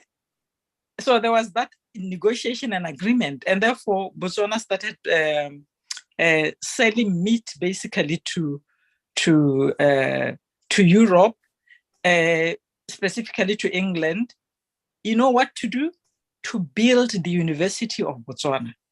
What the president did was campaigned to everybody in the country to say, we call it every person a cow. That campaign, we call it every person a cow. So even the baby in the family was counted as a head who could contribute a cow to the economy of the country to build the University of Botswana. If you go to the University of Botswana, just at the entrance is a cow there with a farmer. That's the picture, because that's how we develop the country. So your work is so important. It is survival to some of us, and actually it has to be honored. So this is one of the projects that have to really be uplifted higher and higher in OBLES, because it can make such a big change, especially as you are more advanced in your equipment, in your, you have had challenges and you have talked about that, but you sound like farmers who are more advanced. You use advanced equipment. You are talking about even helping the Caribbean, and imagine the change you can make through Academy to small countries that cattle and milk is their own survival day to day. So really kudos to you. Well done and big up, and we cannot wait for OBLES. So thank you. And I really, you touched my heart. You touched the core of my origin. So thanks a lot. I appreciate it. Thank you. Thank you. Thank you. Thank you, Dr. Masagio. Once again, always beautiful words. Absolutely love the word that's coming out. Dave, I'm going to say your last name. Is it Marzion? Is that how I pronounce it? Or I'm going to say it wrong. So you just correct me, please, sir. Marzion. I was close. Yeah, you were. Yeah. Go ahead, Dave. Thank you. I think up here in Michigan, when it gets really cold, when I was young, I used to believe that the cows, because it was so cold, would give ice cream. And that was the reason why I always seen cows hanging out behind the Dairy Queen. But really, I just want to clear a couple things up. You have 150 cows, correct? Yes. Correct. We're milking Okay. 150. Yeah. Okay, and you have 271 acres also. So you also mentioned something about something like a teaching farm where you could bring people in, get them taught on running a dairy farm, and then maybe helping your neighbors that needed help, correct? Correct. Okay.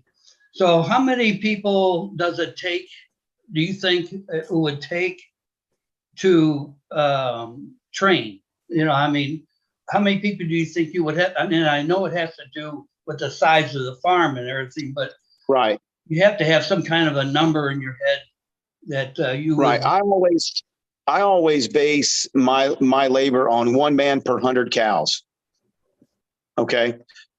So, you know, that's a pretty good general, you know, like my guy milks 100, me and my guy, he milks 150 by himself. I milk relief for him. So I milk 150 by myself. You know, we do it alone. We used to have 3 employees when we were milking, you know, 250, 260. We had 2 guys in the barn all the time. And then we had a 3rd guy that did chores and worked relief. So for whoever was in the barn, the outside guy would work his day off. And then I would fill in for the outside guy. So we kind of rotated. So generally, I would say 1 per 100 cows, depending on their operation and what else they have going on. You know, are they raising a bunch of baby calves? Are they have a bunch of, outside work that has to be done, feeding, other animals outside, young stock and all that. So that all has to be just kind of taken into consideration, which, depending on what their milking hours are too, that those extra chores could be delegated amongst the guys that we send there. When they get done with the milking, since it's only for a short period of time, that could be included in the scope of their work. Well, you're going to milk and then you got to go you're going to take care of the young stock and feed the babies and stuff. That's just all that's all on a per farm basis. But generally, I would say 1 man per 100 cows. And depending on what kind of barn you have too, how fast your parlor is. Our parlor here, we milk in a 8 called a rapid exit, and we milk through the back of the legs. So the cows stand parallel. So we can milk about 80 cows an hour, 1 man, roughly. Okay. So out of your 271 acres, would you be able to dedicate any percentage of that for housing purposes? We're predominantly pasture. And then, of course, we do have about 120 acres of woods. So we're about 150 acres in pasture, cleared land. If we were to put our cows in a facility, basically what you guys know as a tie stall barn up there where they tie the cows in because it snows all the time. Our cows will be put in what they call a freestall barn where they have a bunk that they lay in, which could either be white sand or a cow mattress or a cow water bed. They would live in a barn and then everything would be toted to them. Of course, now the barn, when I say live in a barn, it is a very nice barn. It's, fans, misters, it can even go as far as being climate controlled. And then all their feedstuffs are brought to them. So they're no longer grazing on the pasture. But when you look at the environment and the elements most of the time. You have a lot of inconsistency in production. So you want to keep that animal as comfortable as possible. So if we can keep her in, you know, in a barn where she's not getting beat by the rain or beat by snow or cold weather, you know, blistering cold weather, I think we can be a little more efficient with production and everything like that. Then we can take the available land and go to dedicate that land to some other items or, you know, feed crops and stuff like that. Okay. Tiny homes. You know, or a small portion of land that could be possibly cleared that's wooded, or some land that's not really super usable. We could dedicate it to a tiny home community. Okay.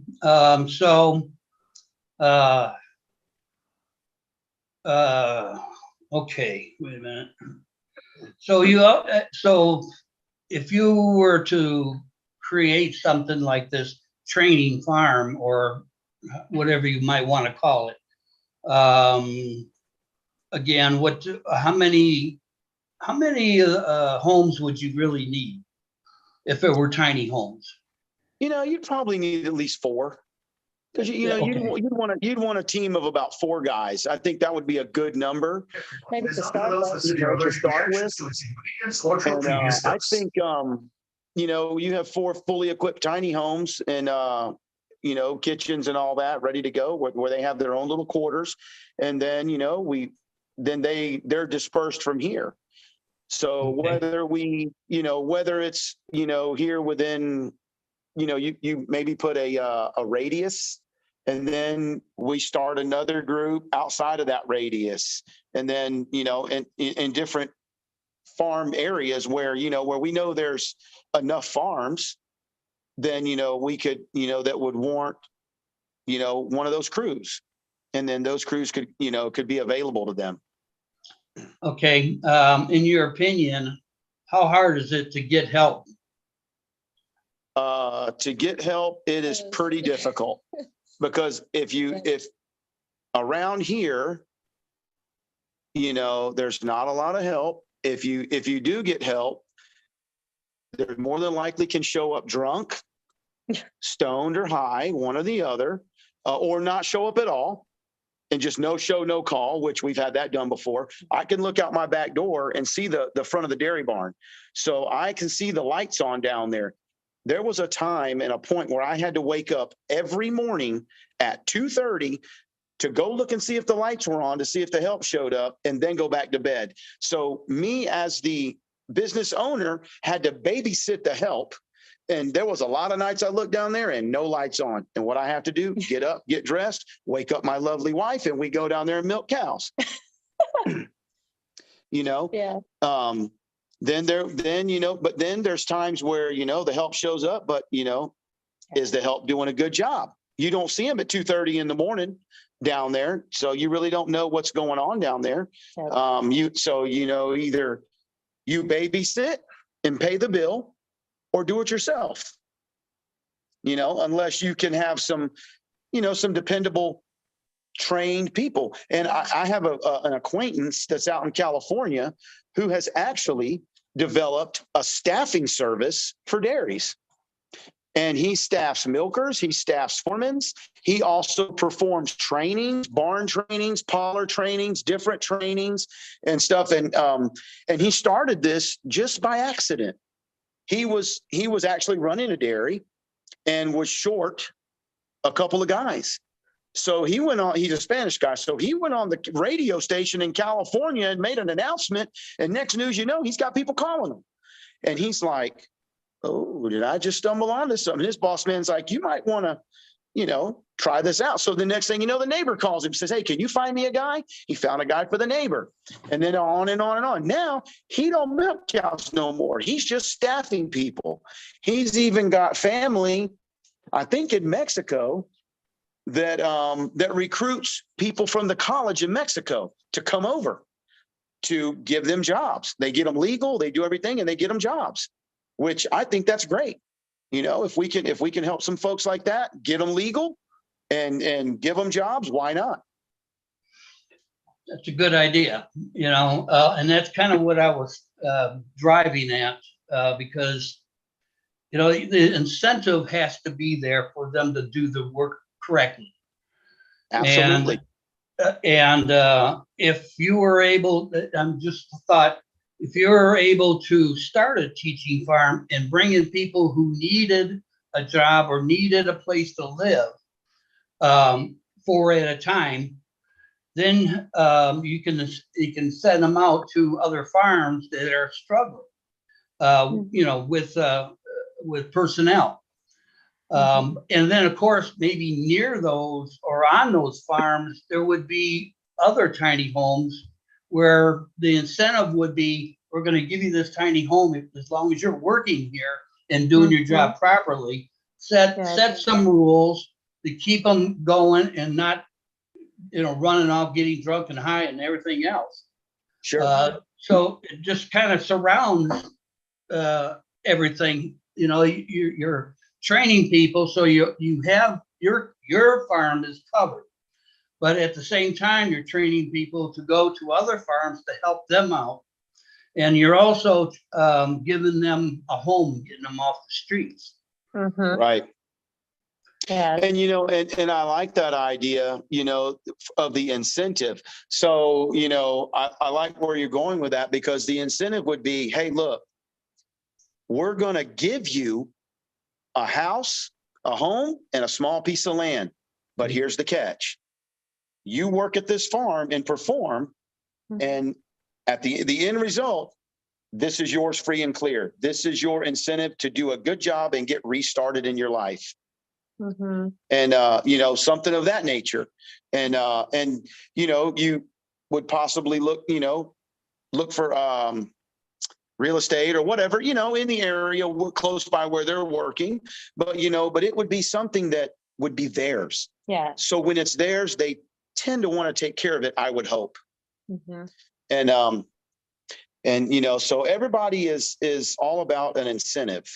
However, you do have the people that come on the farm and it's all about what else can I get?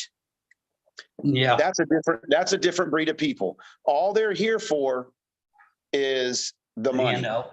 Yeah. the handout. What else can I get from them? What if I tell them, you know what, I'm not going to go do this unless I get this. Well, you know what I tell those kind of people? There's the road. I don't need you. You know, I'm not going to play that game. I'll never be held prisoner to an employee. Ever. That's right. And I always tell them when I'm hiring somebody, I always say, listen, I don't like to use the word employee because we are a family owned and family operated business here. We treat everybody as family.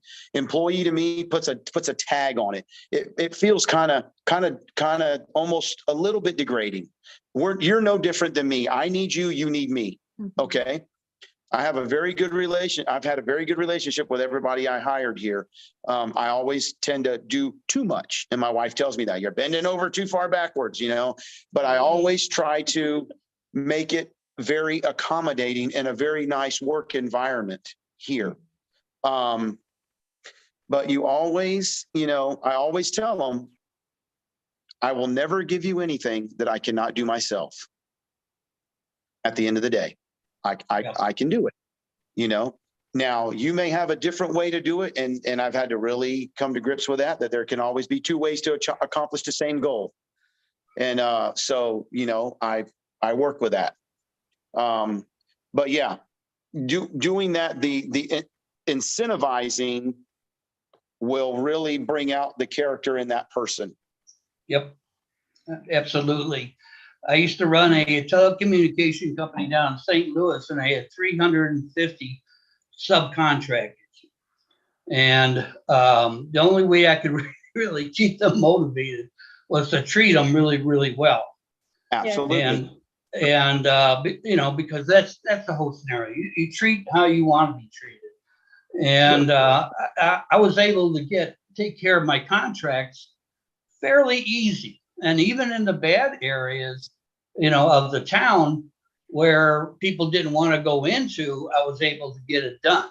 And my clients just loved me for that. And you know what, your compassion for what you want to do is just really overwhelming. It's if we could duplicate you guys, about 1 million, 2, 3, 4, or 1 billion, I don't care. That would surely make a whole big difference. But we have to start small, and we have to have a plan that actually works, because once that happens and it's working, you'll be surprised how many people will get involved to help you make that destiny come true. Amen. That's correct. So, Thank you.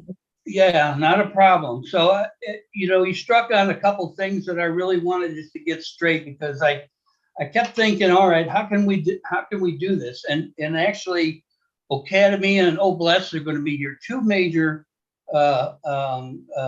platforms that's going to help you the most, I believe.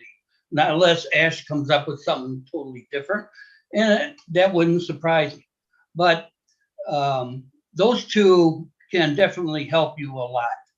And I believe that once you get a money flow going in, setting up property, and I told Chris this once before, and it was a while back, so he probably didn't remember.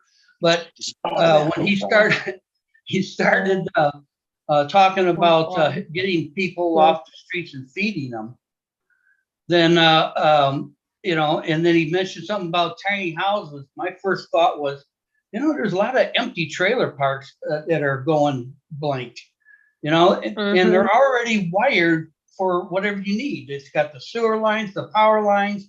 They just don't have the trailers there no more because they folded. So if you were to buy that property, you could have an instant community practically. Yeah. Absolutely. Yeah. So same scenario, I mean, yeah, in time, you'll be looking at different scenarios. Oh, let's put something over there, but you still need that plan that works, that and people get excited about, to really, really move forward. So, I would like to be in touch with you and, have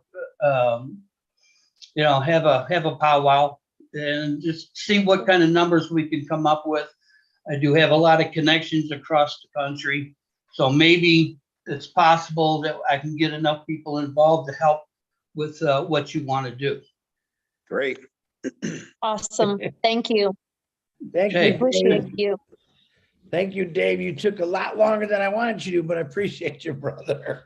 All right. It's almost 10 after 11. We have 1, 2, 3, 4, 5, 6, 7 hands.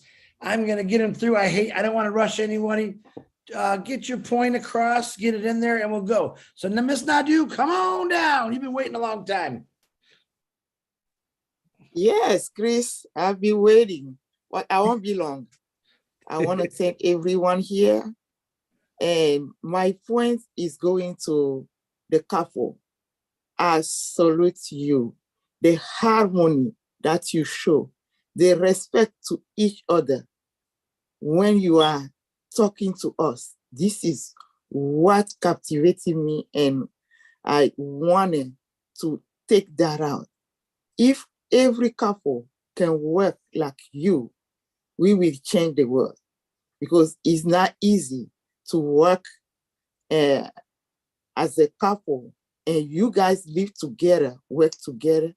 And all this time that you were here, we don't feel like you were tired. When someone is going down, another one is ready to pick up. I cannot go to bed without saying this. We need that. And the other point, a lot of people say it, is the education. Education is the key.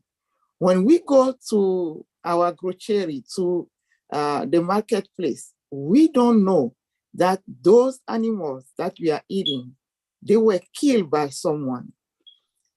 Years ago, I witnessed something. There's a lady who lived in France with her kid, and she wanted to bring them back home. And what happened? She killed a chicken in front of those kids. And it was a drama. They cannot eat that chicken. They called their mom a killer. Yes. Why? Because they go into the supermarket and they see the chicken in the plastic. They don't believe it, and they Right. did not eat that chicken. They're not Guess educated. what? When they went back to Paris, they keep eating that, the plastic one. But the one they killed, they will never forget that their mom took a knife and killed a chicken. They cannot take that. So we need education. No drama. We don't want to terrorize our kids. And who knows? I have it in my mind for like 30 years. Who knows the impact of those kids up to today? So we need education at the base so they know what they have. Not only the chicken, but we see kids go into store to buy clothes and they don't know that somebody bought fabric, cut them and have those clothes. So we need education. Thank you guys for coming and showing us what is love. Thank you. Thank you. That's all I want to say, Chris. Thank you, Nadu. But you know what, Nadu? A farmer's education, when they teach your kids, is to teach them how to kill the chicken for food. So it really goes both ways. We have to educate. Farmers educate their kids a lot different than we would. Where me, I'm an animal lover and I couldn't watch it done, but I'm going to tell you right now, even Jana, I'm sure can grab a chicken and say, we're hungry, kapooey. But yeah, that's how they teach them. But listen, I love my chickens. They're my babies, okay? If it comes down to that I have to snap the neck and feed my family, I'll do it. My grandma used to do it and I'll do it too. But I told my husband, in the meanwhile, you the killer and I'll cook the chicken. There you go. There you go. Thank you, guys. Remember, God did put animals on this earth to help us eat for hunger. So, but Nadu, I appreciate your comments and you're correct. Well, there are certain things we shouldn't do in front of our kids, but a farmer, you can't tell a farmer that. That's totally different. All right. Yes. I'm going to call the last hand is Musharraf Hassan. Mr. Harold Fox waiting there patiently. Come on down, brother. Thank you, Chris. Good evening, everyone. Good evening. Jana and Jeff, is that correct? That's correct. That's correct. I would like to thank you for sharing your enthusiasm and passion about your industry. All of us here on the panel could detect how enthusiastic you are about your business. Now, what I wanted to say was Mr. Ash Navarro envisioned all of this. You mentioned the Caribbean setting up, I don't know that much about the industry, but you said something about setting up an industry in the Caribbean. Correct, yeah. He wants to set up an industry in over 200 countries. The dairy industry is very, very prevalent. I shouldn't say prevalent, but needed throughout the world. Absolutely. You guys, I would put you in any type of teaching situation to go around the world and train people in your industry because you're so passionate about it. I'm an older gentleman, so I have to write down a few things.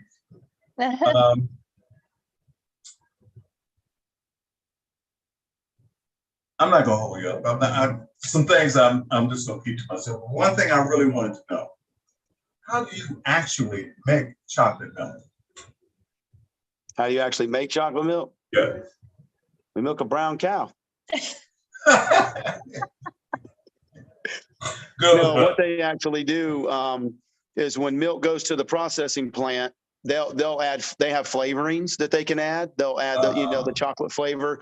That's a big thing on the flavored milk now is really taking a kind of a forefront now to the kids. Now they have they've always had strawberry and chocolate, but now they're coming out with like banana, vanilla, orange, orange creamsicle. There's different flavors. One of the local grocery stores here, they package milk and they've got some like a salted caramel and just different flavor. To make it fun again. To me, when I was growing up, it was white milk, chocolate milk, and that was all you got. That was it. You didn't get bottled water in school. That's what you drank. You drank white milk and chocolate milk. And you know, and where I have a little bit of a hang up is we give our kids too many options in the school system, but yet you've got, you know, the dietary guidelines pitching a fit about sugar, but yet they're letting kids drink soda. You know, let's keep it simple. Let's go back to, you know, they don't want the kids drinking full fat whole milk because it said it makes them fat. Well, get them off their video games, you know, get them outside. And it ain't the milk that's doing it. And so, you know, we just got to get back in there with that. And but anyway, getting back to your point, they have different flavorings that they add to the milk at the processor. But I can tell you how I make my chocolate at home. Okay, it's very simple. If any of y'all want to do it, you know, like the cool weather's coming down here in Georgia. So I take my whole milk that I get out of my tank, unprocessed, everything. It's just full fat, everything in it. And I'll warm it up, and I take 100% cocoa powder, put it in there, a little bit of sugar. You mix that up. It's the best chocolate milk you're ever gonna get. Hot chocolate. Well, again, I want to thank you guys for enlightening me about the industry. I mean, your industry varies off to so many different areas. You know, the dairy, the cream, I mean, it's just so many areas that you are involved in. And thanks for enlightening me on it. Thanks for letting me share, Chris. Thank you. Thank you. Thanks, Harold. I don't know what you all are talking about. I got me a chocolate cow. I get chocolate milk. One of them gives me whipped cream to put on my chocolate. So we could go on for hours about that one. Still cracking me up. You know, the low-fat cow has got me going, or the skinny cow, because I've never heard that one. So chocolate and strawberry and all that, yeah, funny. But thank you, Harold. Appreciate you. All right, Miss Terry, California Thompson, come on down. Thank you, Chris. I just want to give a big, quick shout out to the both of you. I never thought I'd be raising my hand to talk about anything in the dairy industry. I don't claim to know a thing. I know that you are extremely hardworking, and I think the timing is perfect for this, actually. Chris, I know you started off saying, you know, I'm not sure what it has to do with, but it has everything to do with what you do. And I'm here to, I think right now, you know, we all know that there's been a lot of plants that have burned down and food plants. And I believe, if I'm correct, we lost a lot of cows this past summer in Kansas and other places. And I'm a big believer that, I don't know, we sort of need to go. I love this. Like, we're going almost back to basics, but we can utilize technology to help bring those basics back. The closest I can tell you, my husband and I purchased years ago a door-to-door dairy delivery service. We did that. We did that because when I was young, I'm aging myself, but I loved when the milk was delivered to our front door in the bottle, you know, the glass bottles and the eggs. And there's a feeling, there's some kind of a feeling of there that just made you feel proud. And that's what I got from the both of you today. It brought back memories. We called that business Cows on Wheels. And we delivered it door to door just because we felt like we were bringing that to people. And I feel like that's what the both of you have done for us. Again, I don't claim to know anything, but your passion, and I kid you not, caused me to raise my hand to let you know that even if it's just donating, I am there. I am there to help the both of you. My husband and I will. And I want you to know, I truly believe ONPASSIVE is going to be the key to helping everything that you're doing for us. So I just wanted to say thank you. Thank you so much. Your passion is everything, and we can all see it. So thank you. Thank you. Thank you. And the home delivery thing too, that is another thing that could be very doable. Very doable, you know, and like you said, with, you know, milk, eggs, and bread, Those three staples right there, people just love to have that service. Well, and it creates a relationship between the farmer and the consumer, and that is not an area we lost in such a big industry and big warehouses and big plants. You know, people looking for that, they yearn for that. Like, it's like they want to go back to the basics. And so, you know, we want the customers support the local farmers, because it not only give them the product, but also creates a friendship and a relationship and all that, and you know, it all bundle up at once. So it's important. It's important because we're losing that in this society. We're losing that in this society. So thank you so much. Thank you. Thank you, both of you. Yes, ma'am. Terry Thompson, appreciate you. Love the hat. You know, I love the hats. Someone asked me the other day, why does she wear those hats when she's got that beautiful hair? I said, because that's her style, and it's a cool style. She's a rocker, man. She's a rocker. All right, thank you, Terry. Bruce Gerstein, come on down. Or should I call you Dave Rosleski Sr.? Go ahead, Bruce. Thank you, Chris. You didn't notice that I trimmed my beard. That must be brothers. David is longer than men. I want to first of all thank you very much, John and Jeff Pusiglio, for what you do. I look at you and I see two of God's miracles who are doing God's work every day from your heart. And that's amazing. I love your story about the guy who said, get in the car, and how much passion you had for that. And I'm thinking about many things. You have so many different angles that you're looking at. One of the things I know from you have a lot of clarity, Jeff, when you talk about the things that you're doing and the associations you're involved with. One thing about ONPASSIVE is that every one of those people, I don't care who they are, can be a reseller. And if you look at your industry used to be supplemented a lot by the government, and the government doesn't seem to be caring very much about farmers. But without food, we don't get any help, and if we don't have any help, we have nothing. So you are a very important part of this chain that we have, in this link that we have. But I'm thinking about when you mentioned the association, the best way to, I'll have a little discussion with you on that. But I'm thinking you can invite them in to help the association grow funds also, as looking at O Academy for them to be involved with and become resellers, because every reseller that comes in not only helps them, it helps everyone around them. The people that come in to work for you, if you sell, you can get people so you can teach people, and you can also reward them in that way too. You can also, because one of the things we have 3 free products coming in. We have one amazing communication product called Connect, another one which is paid for, but ONET and OMail. And those things, you're in a rural community. In rural communities, my brother has a farm, not a farm, he has a place in Wyoming, and his nearest neighbor is 9 miles away. And the communication is essential for people in your community.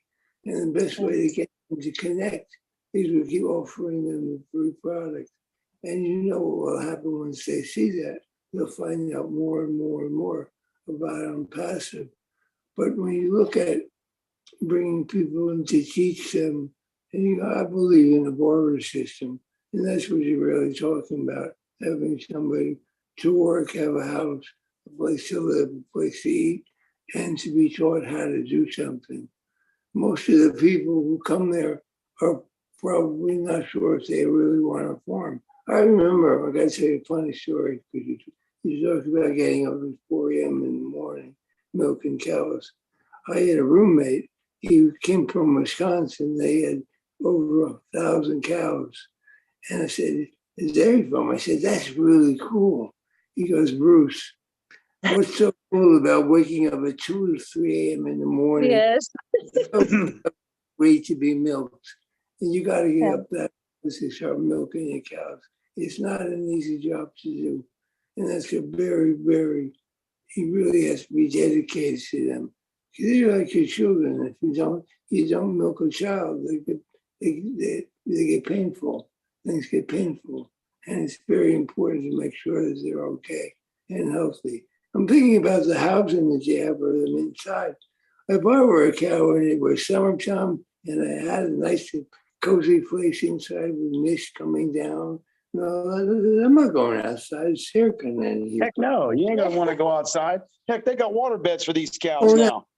I got to do a little bit of exercise and then come back inside, lay down, But you were a blessing. You're a real blessing. And I know that you talk about, you do all this for God. And the bottom line of all this comes down to when we learn about ONPASSIVE, we learn that the one thing we're supposed to be doing in this world is to help each other and serve each other. 100%. And also, I come from a different faith, but the same thing happens is that you always thank God for letting you be of service. You always give God the glory for all the benefits He helps other people. And you are really a godsend here. I don't know how much you know that, but you're humble, you're proud, and not in a prideful way. You're proud because of what you do to help others. And that's the most important thing. And your energy and your enthusiasm is really, it comes off of you and it brings us all to that place of feeling, being filled with enthusiasm and love too. So I don't want to belay too long. I know that David went a long time and I'm not going to go as long as David because I don't have the wind to go that long. But I want to tell you that I didn't grow up in a farm. I'm a nice Jewish boy from the suburbs, but I understand how difficult it is. I had a friend in Thailand. He married a Thai girl, and his father-in-law was a pig farmer, and he thought he needs to be a pig farmer until he spent one day at the farm, and he realized it's not for him.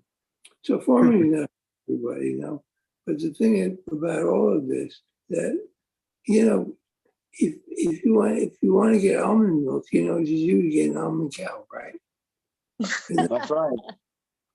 If you want chocolate almond milk, you'll get a chocolate almond bar. It's like a blonde cow, right? So anyway, I want to thank you again for being here, and yes, sir. You one day too. Namaste. Thank you. Thank you, sir. Thank you, Bruce. If you're wondering why I'm laughing, it's because I don't know if you know who Robin Noble is, Jana. Yeah, she's sending me funny things. I said, well, come on if you want to talk. And if you know Robin, she's actually quite comical. She said, I could milk this all night. I'll stop now. And she said, nah, I think you've got this covered. I don't utterly need to speak tonight. little cow humor in there. So thank you, Robin Noble. When you see me laugh like that, I love it. Oh, when my you see me goodness crack up, I gracious. usually got people messaging me funny stuff. So Brucey, thank you very much, my brother. I appreciate you. All right, Greg, come on, Greg. I don't think you're going to be talking about electric cars on this one, Greg. What you got, brother? I talked to, this is before the COVID. I had a number of farms doing local service and stuff, and they didn't get the idea that this business was, well, that was back like 3.5 years ago, but still, I don't know. The farmers have gone down, but I've always believed in buying things organically, and there is a few organic farms, and that we need more, well, I don't know. After a while, and I lost my drive. Well, no, I lost my car. Well, was no more, and I wanted to get an electric car, but that was later. But it's still, this problem is getting worse, and you know, this area used to be, well, a little more self-sufficient, and now we're, you know, Walmart is like an hour away, and I don't know, it's just like people don't understand food anymore.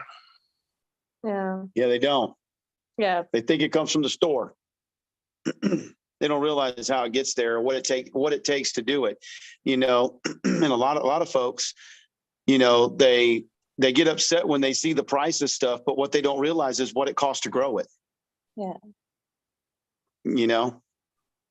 But yeah, if you know, I want to get back to more organic things. I mean, I don't know, my state is a lot of co-ops. You know, there's things where people are buying more locally, except for, you know, things like pineapples or stuff that doesn't grow in Vermont. But I mean, regular food. And I don't know. Hopefully, when I start getting money, I'll go back there and see if I can help them out. You know, I'm pretty alone up here with my business, but I have one customer, and well, one person that came from Kokomo, Washington, but she's living in Ghana right now. But it's all good when things start happening. We're gonna get there, Greg. I'm on SSI for years because of, you know, New Hampshire, and, you know, getting busted after leaving the reggae concert. But you know, Greg, you're not allowed to tell that story, Greg. well, it's legal here. Oh, you're a funny guy, Greg. We're coming to all that stuff you're talking about. It just takes a little time. Electrical cars, you're going to see. Flying cars, I'm not sure either one of us will see for a while. But all that stuff, electrical, is on its way. Every manufacturer is going for green, which is better for the earth. So, and governments, believe it or not, are forcing a lot of them to do it.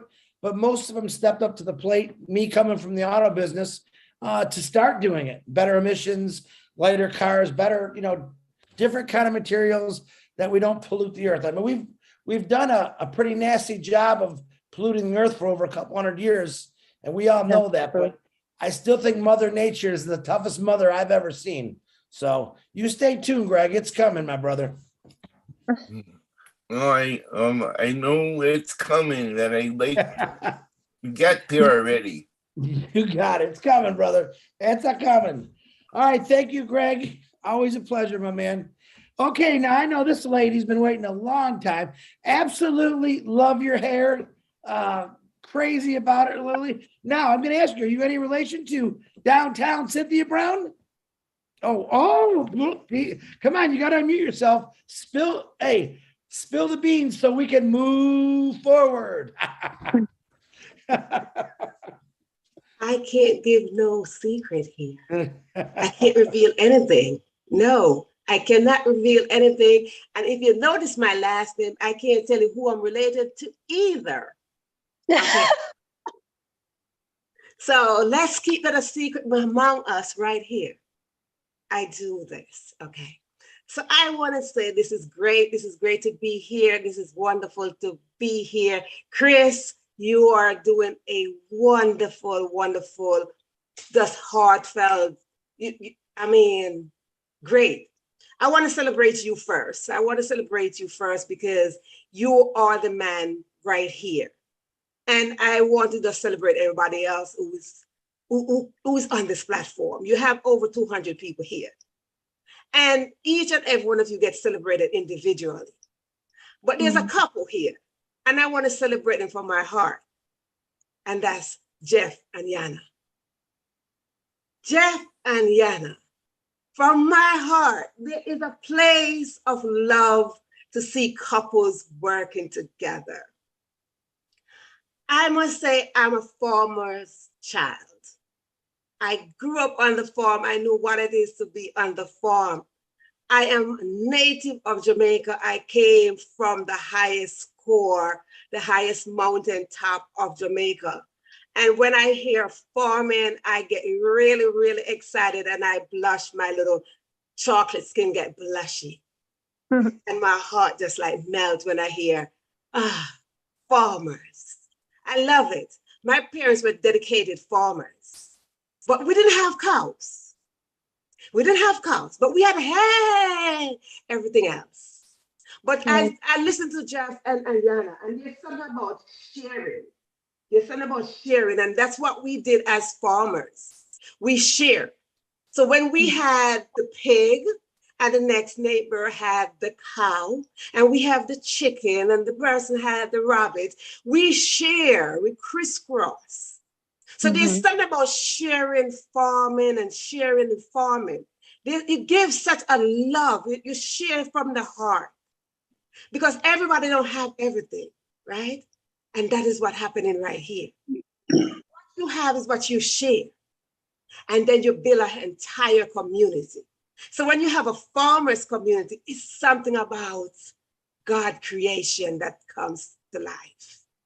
There's something about that. Now, there's something about farmers again. It gives a personal touch to what you eat. We had fruit and we had vegetables and we had all of that, but it gave a personal touch because there are days that I used to watch my mother just pack all those fresh fruits and vegetables and go off to the market. Yes. And I would watch her till the ground. Yes. But there's something about it. There's a personal touch about that. So, Jeff and Yana, what you are doing, you are giving a personal touch to our lives. You are giving us such a personal touch to the real world. The processed food is not the real world. The real world is the land. And when we are replenishing the land, this is what we need. This is how we bless the land. This is how we restore the land. This is how we lift up humanity by having farmers on something like this.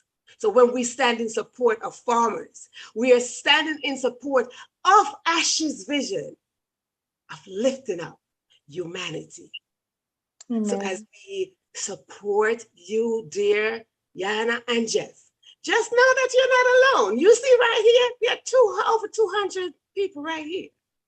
And we got you because we are going to taste something from your land, whether it is the skin cow milk or the almond milk, but whatever it is, we are going to taste something from your personal touch. Thank you. I celebrate both of you. I celebrate both of you for what you're doing. So as you continue to do what you're doing, remember, God gave you an assignment. He whispered an assignment to both of you, individually and collectively. So as you work together as a unit, just know for sure that the assignment that God gave you, it will come to pass. Amen. It will come to pass. Amen. Thank you, Verona. Thank you. Appreciate you, Verona. Thank you very much for those beautiful words. I won't tell anybody that you're Cynthia Brown's little sister. I won't tell them that. And the other last name too. You said, and the other last name. Okay, so we have 1, 2, 3 hands left, and in 20 minutes, the Rob Lynn Live is going to be on. So I'd like to be able to get done, 5 or 6 minutes before that, so people can go to the bathroom and have a drink and go watch Rob Rob Lynn Live. So Miss Miriam, another beautiful lady who's been waiting a very long time. Come on, unmute yourself, young lady. Hello, everyone. Thank you, Chris, and your team for allowing me to speak. Chris, I must say you rock. Not Chris Rock, but you rock. I am a native of Jamaica, and I must celebrate all of you, but I am celebrating Jeff and Yana tonight. You brought so much passion that it reminds me of the community that I had when I was growing up. As the second to last of 11 children, we had a community. And of course, as the community, we bartered. We had everything going on our land, vegetables, fruits. We had cows, we had goats, we had everything. But some communities had none of that. So we bartered the callaloo, we bartered the cabbage and all of those things.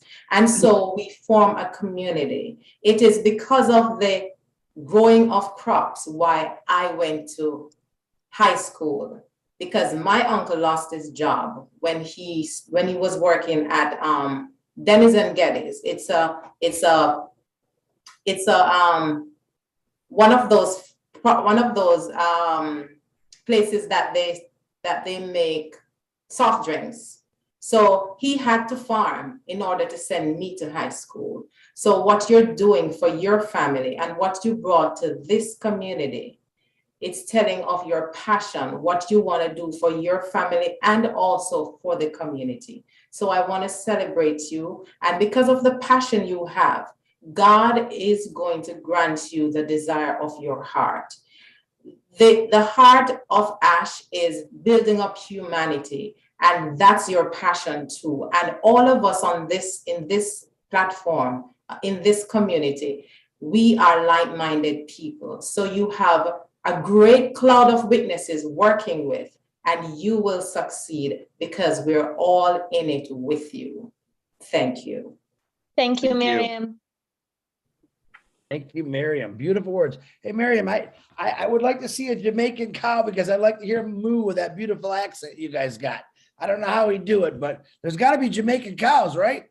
You got cows in Jamaica. Do they have the accent? Do they say moo, man? Moo. Oh, they say, yes. That's funny. Miriam, thank you for the beautiful words. I do appreciate you. All right, we got Musharraf, who's not even waiting a long time. Come on, Musab, what you have, my brother?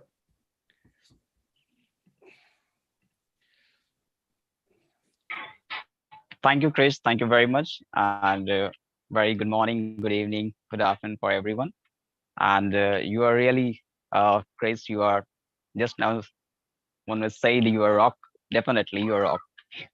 Absolutely.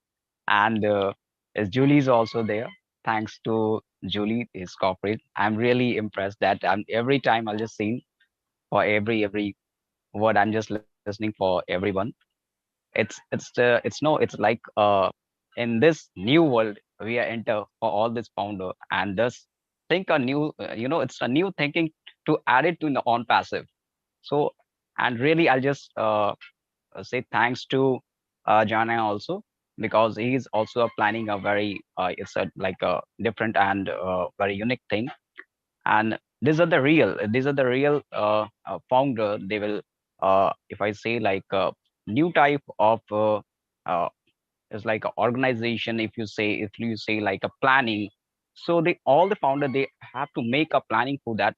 In the future we have to create this type of as a humanity we will prepare and we will start up like that. So really it's a really a different, because no one think like that one company, and they will create so many sector. We will focus for that, how to build as a humanity. It's like a people to come and join us, and we will do something as a humanity. So it's not like only in a one platform. We will focus to all the areas, all that sector, how to build that as a human and as a business, as like involved in the inside the on passive, and they will uh, like better future they have to make it inside the on passive. So definitely we will say a thanks to everyone. Actually, they are planning to different platform, different. It's a knowledge they will share it. I'm really very impressed because I'm also doing a different thing. But it's really if I say like before 2021 years, I'm also doing a management from the hotel. So now I'll just change my sectors. Now I'll go to the IT field after 15 years back. So I'm just involved in that sector. But I'm really, if I say like that, it's really very interesting thing. Just now it's a topic. They will everyone they will share it to that.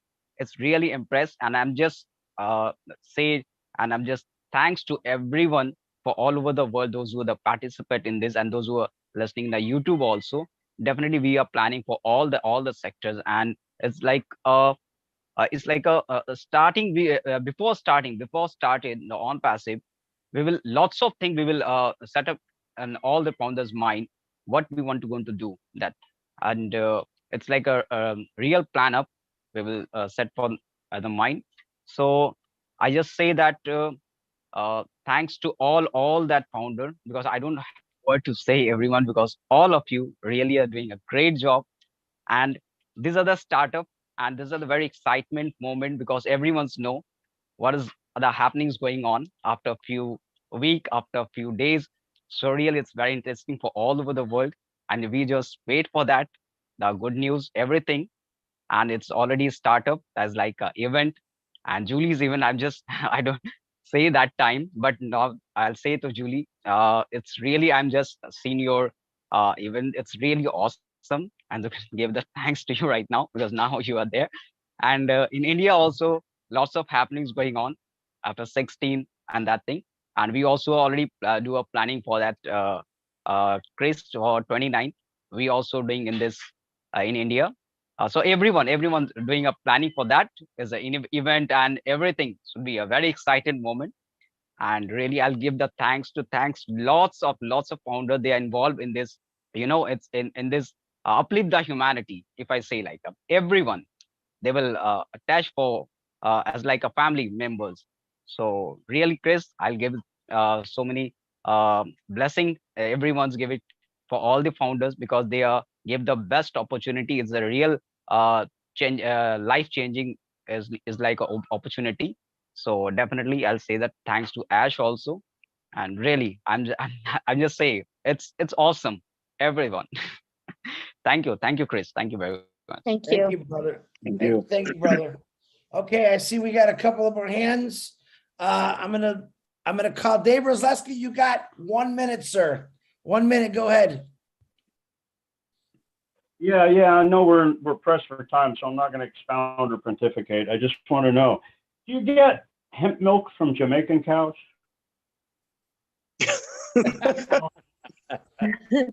Oh gosh. That was bad, Dave. That was bad. It is legal. It is legal over there. So Jokes. Sorry. that's funny. Good Lord. All right. All the Jamaicans, that did not come from me. You could go to Dave Rosleski and get it for that, but it was kind of funny. So David, I'm going to get you. Tim Dillon, real quick. You got a minute, brother.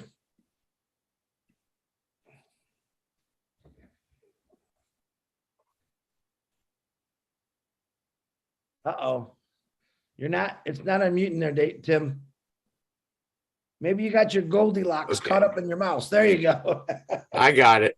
Hey, Jeff and Jana, I love what you're trying to do and what you're talking about. It takes me back years.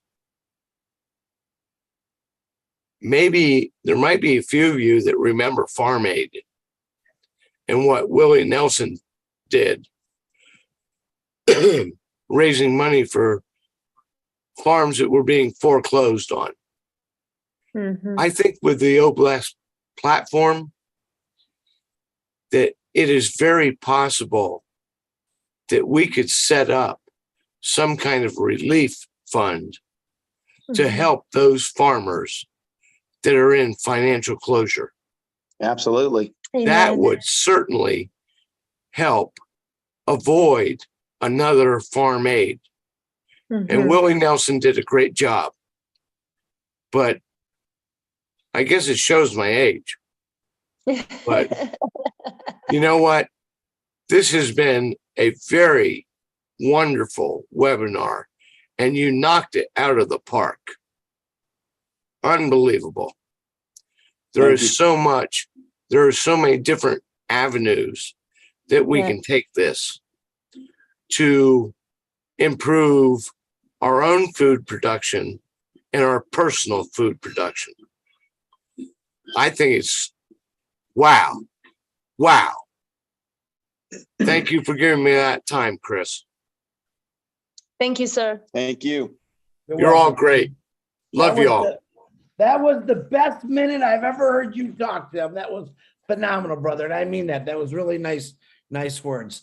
All righty. We got last, I think, but not least, Julie Wen. Go ahead. Unmute your mic, please. Thank you so much, Chris.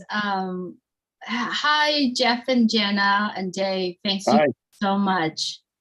I really appreciate you coming on here and share a bit of your life with us and what everything that you are doing. You know, the food that we take, the milk that we drink, it all goes to the farmer. See how much care they have, right? How much care they feed their animals and how they plant it. So I'm so grateful that you are here and you literally share a bit of your life here with us, because Chris know that you know, I make my own almond milk, oat milk, coconut milk at home, and it tastes so much different, right, than the store-bought one. And I talked to Chris about this too, is that, you know, there are stuff that we bought at the store with so much preservative and so much stuff that we don't even know the word in it. So we need farmers around. It doesn't matter where, doesn't matter what area, we need farmers around. And based on what I read, farmers do produce food that actually can feed 10 billion people around the world. But how come there are so many people are hungry around the world? It's because of the limitations in terms of, for example, equipment to store food or equipment to store food that feeds the animal, or all of that. So I'm just so appreciative of what both of you are speaking out about the hardships that you're facing with. Not only that, but the kind of work that is behind the scenes that can give us the nutritions, the food that we receive every day.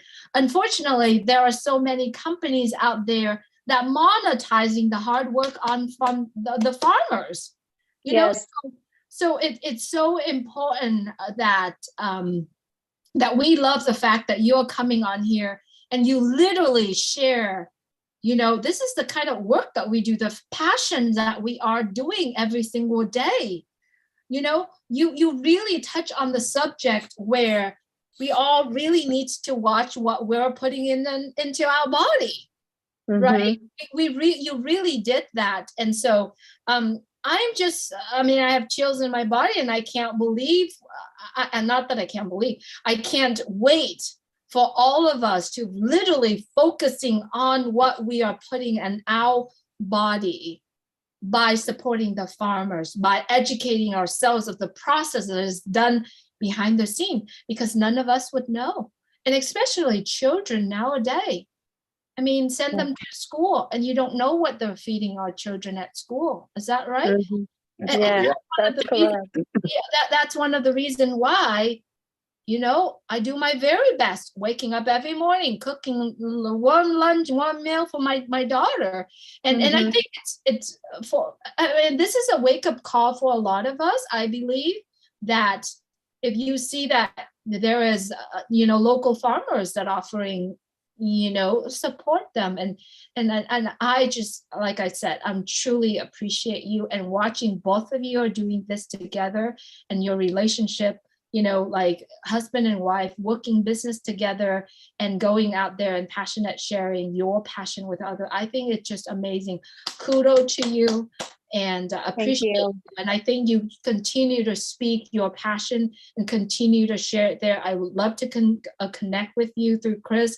I would love to support you. And yes, it's true. I believe that you should continue to do what you're doing. The apples are coming, the funds are coming. Just let your passions keep rising and keep doing that. So thank you so much, and I appreciate. Thank you, Julie. Thank you. Thank you. Thank you. Yes, ma'am. All right, Julie, thank you. And of course, we got another hand up, another powerful sister, Robin Noble.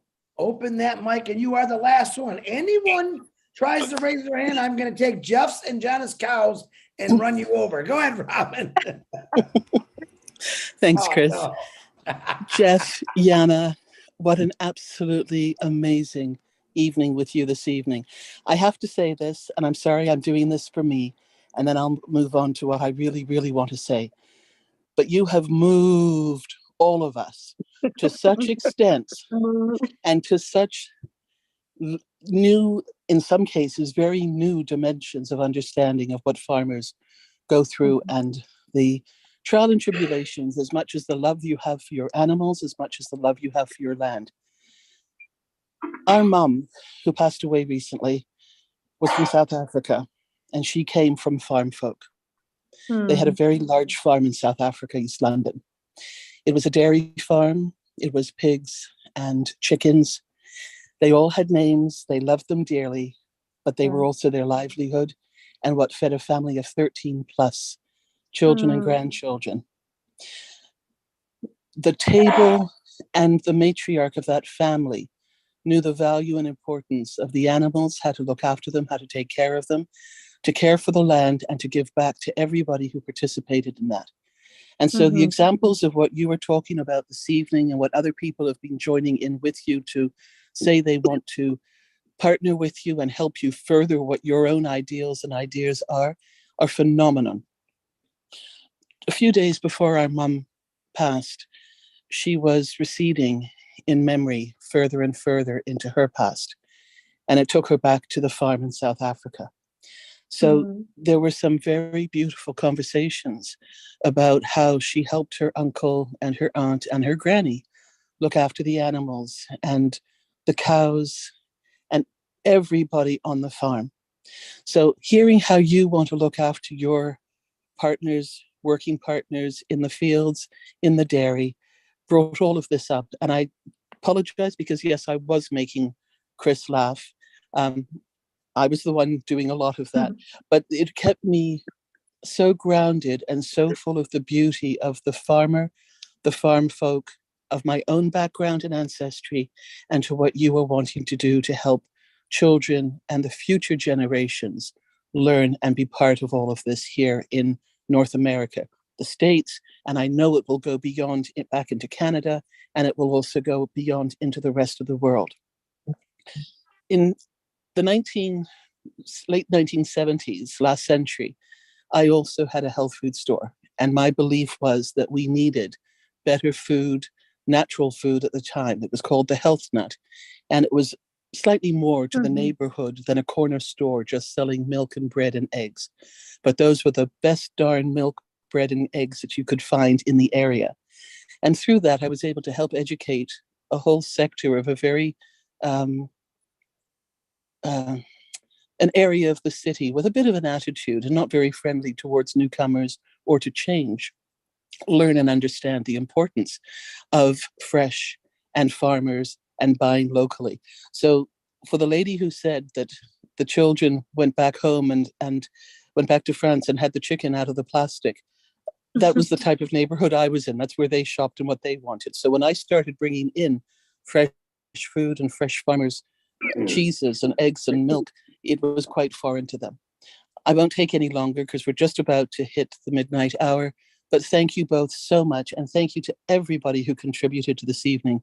This is just the first rock or pebble that's been dropped into the pond. The ripples are going out. Chris, as always, another amazing, amazing Oh Bless. And thank you so much for letting me be a part of it. Good night, everybody. Have a great day for those of you in the start. Thank you, ma'am. Yes, ma'am. Bye-bye. Righty, thank you, Robin. Appreciate you for coming on talking. And everyone that's talked, let me do the shout outs because Lynn's 12 o'clock and she's going to be late for 5 seconds here. I do personally want to thank, excuse me, Jana and Jeff. This turned out to be bigger than I thought. And I'm going to be straight up honest with you. I never seen so many hands raised on one of my webinars here. I'm very impressed. Many messages are sent to me as, who are these two? Once again, where did they come from? And it's pretty amazing. But I want to personally thank you. I'm going to say Jeff and Jana and Paso will bless is definitely going to help out you. Every one of us are going to stand shoulder to shoulder, and we're going to be there for you because Obless is fixing everything, not just one thing. So from the bottom of my heart, I appreciate you both. Love and passion to both of you because you guys got a lot of that. I want to thank all the co-hosts on here, and I don't know if they're still on here. Maybe some of them left. I don't know. Brucey, Engineer Mike, actually John and Jeff are co-hosts.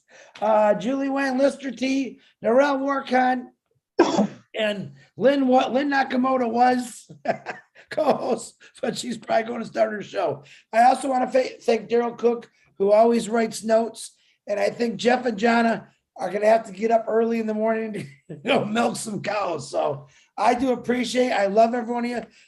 Tonight, right after this, go see Rob Lynn. They always have a midnight live. And then tomorrow, 2 o'clock is going to be a Passive 360. Is Ash going to show up? I don't know. Can't tell you. We like surprising you, but we don't know. He's been so busy this week. It's not even funny. So I appreciate every one of you. Get out there and bless somebody. Pray for our friends that are sick. If you got a birthday, happy birthday. Go get some sleep because tomorrow's going to be another long day. I love every one of you. Jeff and Johnny, you want to say anything before we go? Yes, I would like to say that in the meanwhile, as we are in a process getting on that train to win it, just whatever you are, just remember that you can support even now the local farmers. If you see a stand or if you see a, place where there's a local, just go and support them, buy it from them because they not only work hard, but they grow it with passion and heart to feed the community and everybody. So that would be my final words. Thank you. Good night. Good night. It's going to be an early morning. Thanks, Jeff. Yeah. Good night, everybody. Y'all be Good blessed. night, all. Sorry we kept you up so late, but you were good. So, all right. Good night, everybody. Say goodbye real quick. Good night. Good night. Good night. Good night. Good night. Good night.